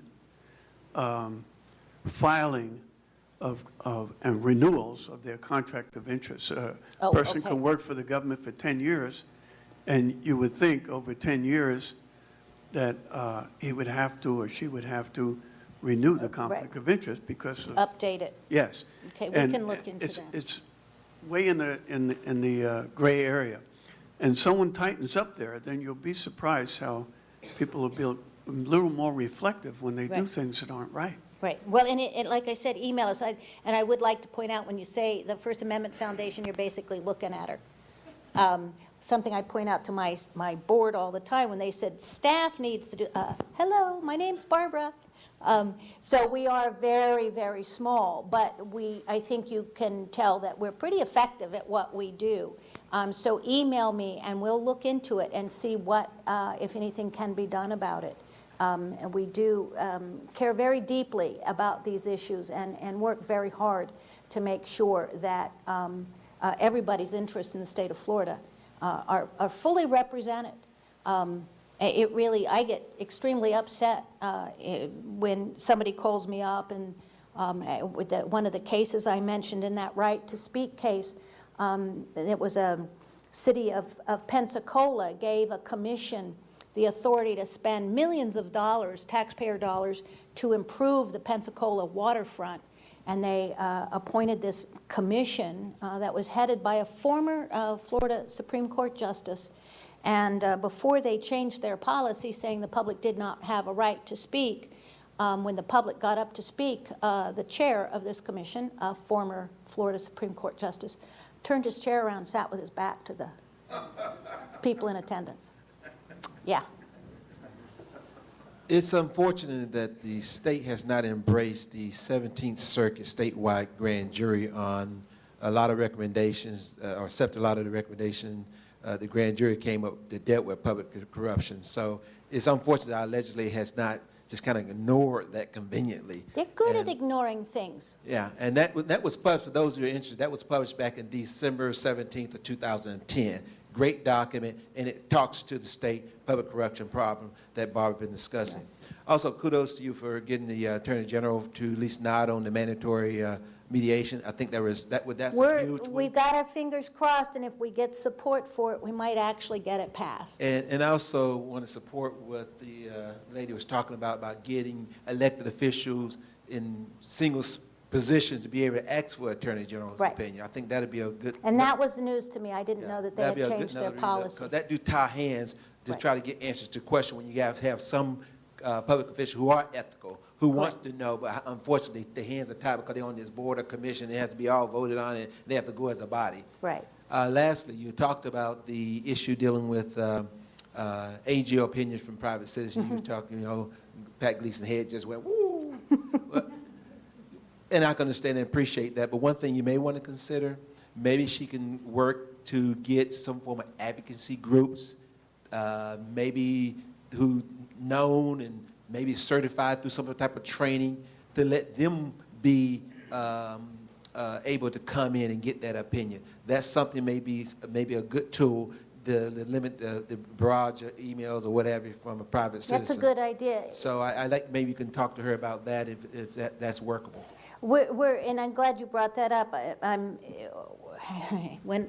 hoping on Monday, I started to say when I have time, but I don't think I'll have time on Monday either, but I have to get this done because it's a grant application. I'm working on, you might be aware of our Sunshine Brigade. We have some raise your hand, Sunshine Brigade members. We're working on a grant project to make this a more formal organization, to expand its membership, to give training, and to certify brigade members to work with other citizens. And we're putting in an application, it has to go in on Monday, to get some funding to actually be able, because that is almost always our problem, is funding. We've got great ideas and we've got a lot of energy, and great ideas and a lot of energy don't get you very far if you don't have any money. We get pretty far with what limited resources we have, but we're going to be looking at filing a grant application with the Knight Foundation on Monday. Okay. Yes, I just wanted to thank you so much for taking the lead, you and the First Amendment Foundation, for keeping this channel open for, I think we've all experienced, I know I've experienced every single issue that you brought up here in terms of the transparency, the enforcement. I was told by the Office of the, I've been through the voluntary mediation requests where they just ignore it, and the Office of the Governor says, well, nothing we can do. If they ignore the request, then there's no further step to take. I've gone to the state, I've had them tell me the state attorney's office is responsible for enforcing the law in your district, these laws as well. And, you know, I found out at their total discretion, which means that no matter how much evidence you give them, my state attorney will not even look into it, even though he presents himself as a champion of sunshine law. When he's presented with evidence of local officials who have open and shut stacks of evidence of violations, he said this is not his business. So, you know, I think we do need the enforcement and the transparency. If we had the transparency, then we wouldn't have to make these requests in the first place. All of these agencies have tons of records that are already archived, and they're already, except that we can't get access to them, and the technology exists to make them accessible. So it would save their staff time and save our time if we could just look at them instead of having to go through this process. I've had, you know, these $3,000, you know, estimates of what it would cost to get simple records that should be available. I mean, I think a lot of us in this room have gone through this. And so what you're doing is so important, and I think we need to hold their feet to the fire, because there's something about government that they're just so resistant to the sunshine process, and it's not, that's not going to change. The only way we can change it is with the law. We need enforcement. We need some type of, I mean, these are statutes that are on the books, and this is the only kind of where we have to go. This is the only law that we have to enforce through going and getting an attorney and suing the perpetrator. I mean, that's, I think that's totally absurd. Yes, and I really couldn't agree more, and thank you very much. It is the weak part of our law, is the lack of enforcement, and I can't tell you how many times I have talked to a local official, or you're in violation of the law. Well, so sue me. So sue me. And then, okay, we can do that.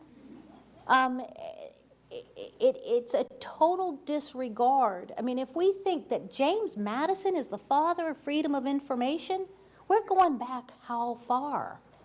It has been a core principle in this country from the very beginning. It is our government. And that they seem to lack any, I know they lack trust in us. Well, you know, what do you know? They lack trust, they lack respect. A friend of mine a long time ago told me that I could be shocked, but I should never be amazed. I'm shocked when I see that county commissioners are texting lobbyists in the audience at a public meeting, and those lobbyists are telling our elected officials how to conduct the meeting and what to say in order to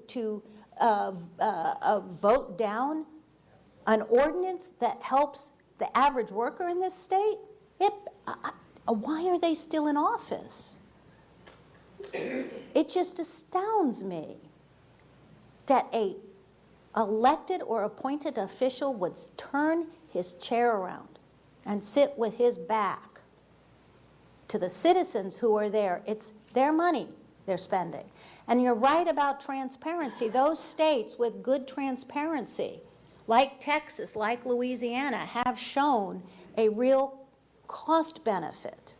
You're not going to get everything you want through a transparency website. There is a difference between transparency and access. Transparency is what government decides they're going to allow us to see easily. Access is what we have a right to demand that they allow us to see. So there is a difference, and we need good access laws and good transparency. But we have to tell the legislature and our elected representatives that we are demanding this. We want public safety, we want good roads, we want good schools, we want good hospitals, we want good open government laws, and we want those laws to be enforced. And it shouldn't depend on the administration. It was Charlie Crist, I will point out, who called that grand jury to look into public corruption. And it was Charlie Crist who created the Commission on Open Government Reform. Now, like the grand jury's recommendations on public corruption, the recommendations made by the Commission on Open Government Reform, not one of them has been enacted. Not one of them. Do you grade the politicians on their support of sunshine government? No, we don't. It's hard to do, for one thing. It's hard to do. As Diane said, you know, we could have, this is not a partisan issue. And a legislator could have a public records exemption for all the right reasons. Medical information, social security numbers, those sorts of things. What we are doing is developing a project that we hope to launch this fall so that we'll have the results by Sunshine Week 2014, which happens, 2014 happens to be the 30th anniversary of the First Amendment Foundation. We are putting together basically a report card, a good government report card, so that we will be able to have very objective standards for good government, and we're going to work with some students, and I have to actually have a note to talk to David about getting the students involved here, civic engagement and public policy around the state. We're going to be working with students to do the first round of scoring, take the report cards and go into their communities and score the local government officials. And then that report card will be available online for citizens to then use to score their locals. So we'll be able to start getting sort of a compilation of information. We recently came across an interesting statute in the state government called Miss Prison, and it refers to the fact that if a state official knows about fraud and does not do anything about that, that it's a felony. Now, can you address that? I wrote a letter about a guilty plea by a corporation president that was located in Florida that impacted a lot of Florida official records. And nothing is being done about that. And I'm well aware that there are many official records, many officials in charge of these records that are not doing anything about these records. And I asked the state attorney in my area about this, and I got back a reply, thanks for writing. Law enforcement is looking into this. Unfortunately, I used to work in law enforcement, and I know that he's the top of the food chain, not the bottom of the food chain. So I would have to see the statute. I am the proverbial one-trick pony. I do open government, and so I'd have to look at the statute. Even though I do have my law degree, criminal law and criminal procedure were probably my least favorite subjects. So I'd have to look at the statute to see how it, and then we'd have to look into, getting more information. So when you email me If you send me that citation, we can look at it and see how we can. There's some very novel approaches that people have been taking to get enforcement of the law and to get fees reduced. Those are really worth looking at. But what I would like to see when we're talking about fees is a real change in the statutory fee provision in Chapter 119. But if you send me the citation, I'll look at it. I'm not aware of it off my top of my head. It is interesting. Florida, everybody, Florida's got these great open government laws. We have over 1,000 exemptions to the law. While I know a lot of them, and I can quote long passages of the public records law and the open meetings law by heart, I don't know all of them. So if you can give me the citation, we can look into it. So do you consider the issue with text messaging during a public meeting, do you consider that a public record? Absolutely. If it relates to public business. Right, that's what I was just going to say. So demonstrate to me where in the course of let's consider, for argument's sake, that this is a public meeting of open government, and I witness you texting something. Mm-hmm. Okay, how am I going to be able to substantiate that you're texting something to someone? I mean, I can visibly see you texting, but it's going to be awfully difficult for me to determine what the what's the terminology? It's not if it's transitory or it's. Well, I'm getting kind of tired of this word transitory. Well, transitory I do too. old. So I do too. So I'm just the what you hear. transitory nature of a record. I explained it this way last week. With you and me speaking, Mm-hmm. our conversation is transitory, except that it's being recorded. Okay. So it's no longer transitory. It's now has a physical form to it, and that tape recording can be accessed, it can be archived, it can be shown. It's not transitory if it's capable of being captured and is captured. A text message is captured. I'm not a big text messenger. I don't like text messaging, but it seems that all people under the age of 35 can't communicate except via text messaging. My nieces, they do not email, they don't call, they don't respond to a voicemail. I have to send them a text. That's the only way we communicate is via text. And it's so stupid. I'll get a string of 30 texts because you only get so many characters. The fact is they're not transitory. I went back, I was talking to somebody about this just the other day, and I looked at my phone, which I've had for the last 2 years. Every text message I've sent or received is on my phone. It's there. I also experimented. I can send a text to somebody from my phone, and I can copy it to my email address. So if I include my email address on the string, it goes to whoever I've sent it to, and if I'm a government person and put my government email address in there, it'll go into the government server and go through the server. Now, I think it's the height of rudeness for public officials to sit in a public meeting while you're up there at the podium pouring your heart out about some issue that is critically important to you, and they've all got their head down. They're emailing, they're texting. In the case of one state senator, they're looking at pictures of naked ladies. It's rude, and they shouldn't be allowed to do that. But there are emergency situations, and so they might have to send a text. Now, in the case of Orange County, the mayor of the commission, when asked for her text messages and what she was texting about, she said, oh, it was just girl talk. Girl talk between the lobbyists about what she should say. That's not girl talk. And what you have to do in some situations, as they had to do in Venice, is you have to go to court and you have to get a court order, and the court has to do an in-camera inspection.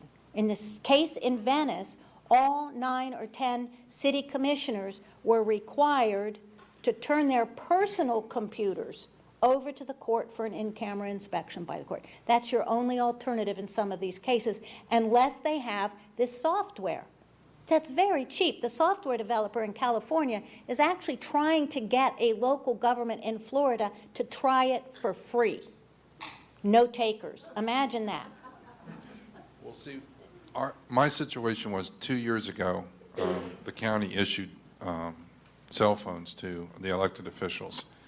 And I pursued public records requests for the text messages, and their countermeasure to that, you know, unfortunately, is they went underground, and for the most part, they eliminated the phones to the public officials.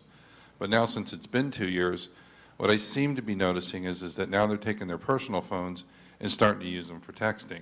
It doesn't matter who owns the phone. I understand Yes. that. I understand that. But my question, Barbara, is I'm still going to have a difficult time being able, just like what you said is that the first thing that the person says is it was girl talk. So I'm going to have a good faith basis, am I not, to be able to establish at least that I think that something's going on. How am I going to be able to establish that it's not girl talk or guy talk, whatever it is?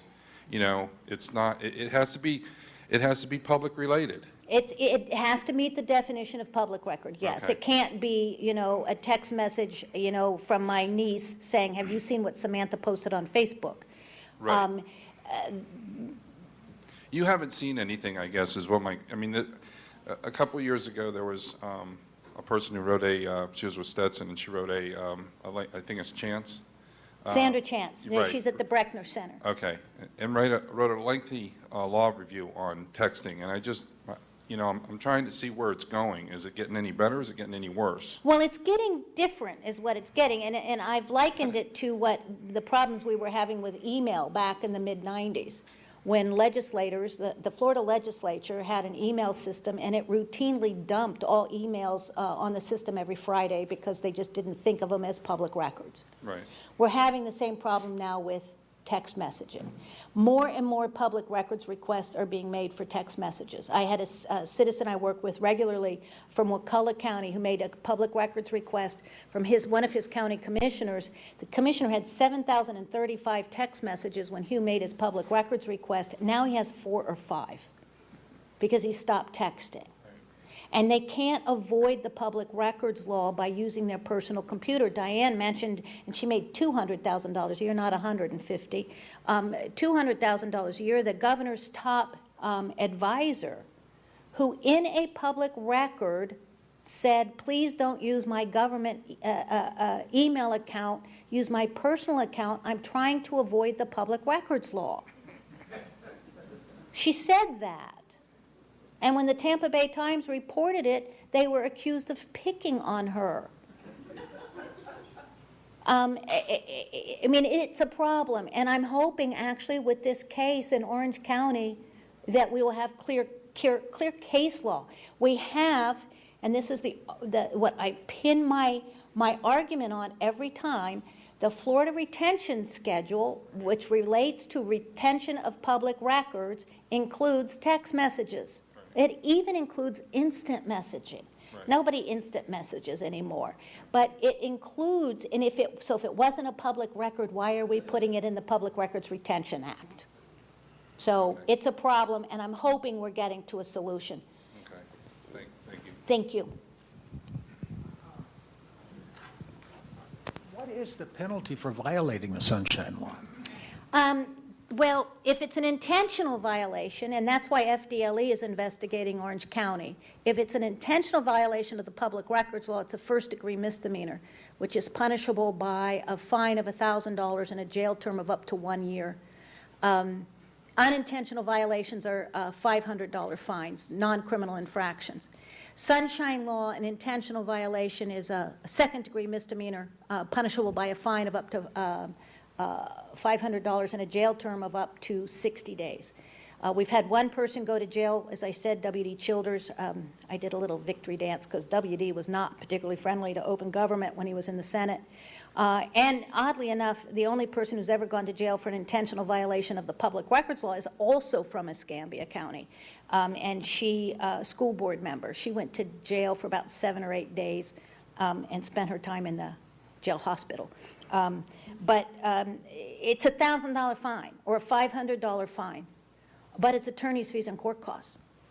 Burt Fish Hospital Board just paid almost $1 million in attorney's fees for sunshine violations. $1 million, taxpayer bucks. So that's really, it comes through the litigation. And it's a sad fact that we have to go to court to enforce our constitutional right of access. When a local government does a shade meeting and they subsequently enter a settlement agreement, do they have to produce and pay for the cost of the transcript of the shade meeting, or can they require a citizen to have to pay for it? Oh, you're talking about the litigation exemption? There's a provision in the law that allows a board or commission to meet behind closed doors. I hate the word shade. An executive session, it just, it allows them to meet behind closed doors to discuss certain aspects of pending litigation. And that exemption requires that they have a court reporter present, and that the transcript of the meeting becomes a public record at the conclusion of the litigation. You do not have to go to the court reporter. They have to go to the court reporter, and you pay a fee under Chapter 119. You'd have to pay for a copy of the transcript, but a court reporter, if you go to a court, or if you go to a court reporter, they're private, and they charge you a lot for a transcript. If you go to the clerk of court to get a transcript, it's $1 a page. But if you go to the agency and make a public records request under Chapter 119, it's 15 cents a page. Thank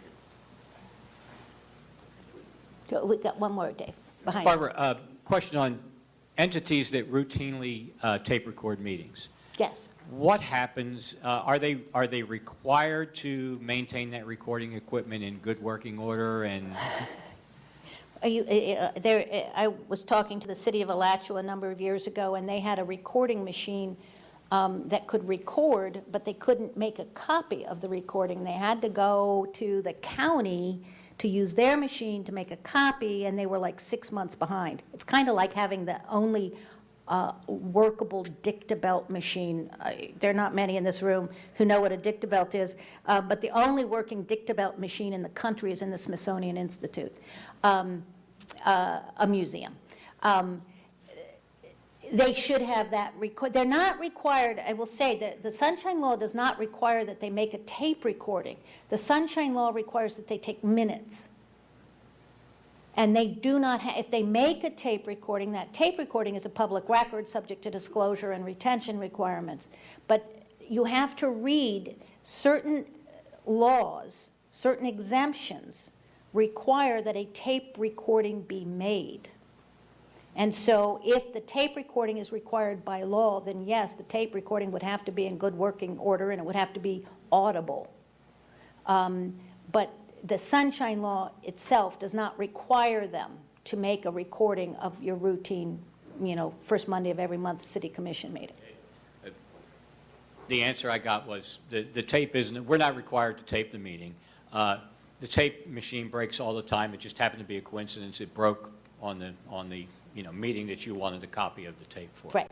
Well, and I've recently had somebody who made a public records request for the tape recording because they didn't simultaneously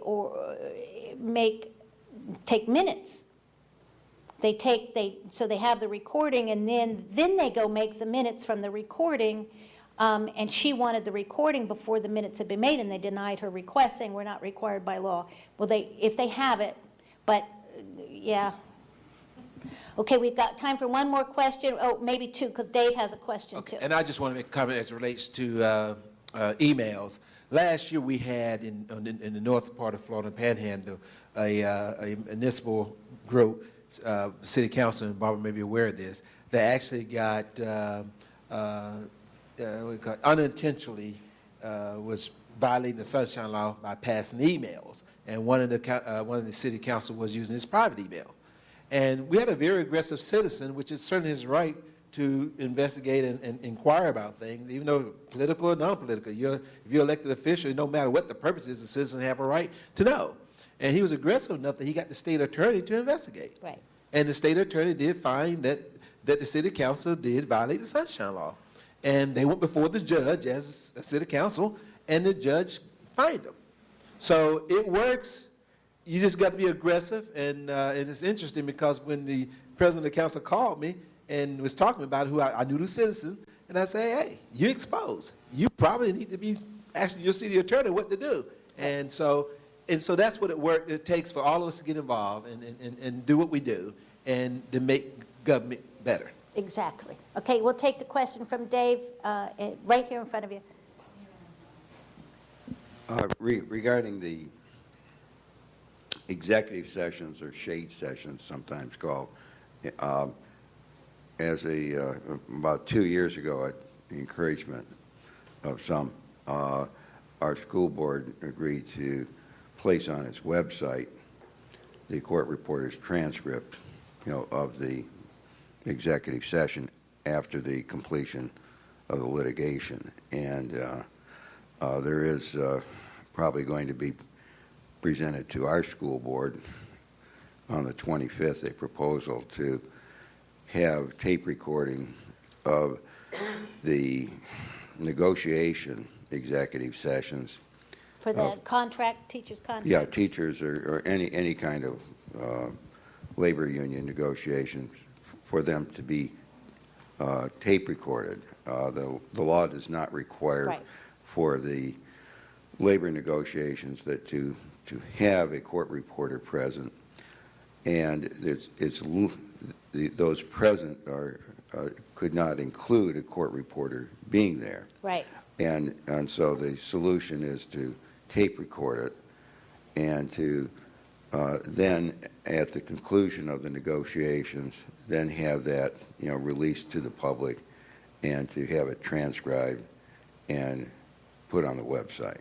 We need to clone you, Dave, and put you in every city and county and school board. Thank you. Thank you all for coming. I'd like to thank our sponsors, the Associated Press, the Florida Wildlife Federation, the Florida Society of News Editors, the Orlando Sentinel, the Sun Sentinel, and the Tampa Bay Times. Again, thank you so much to St. Pete College, and thank you all for coming today. Thank you.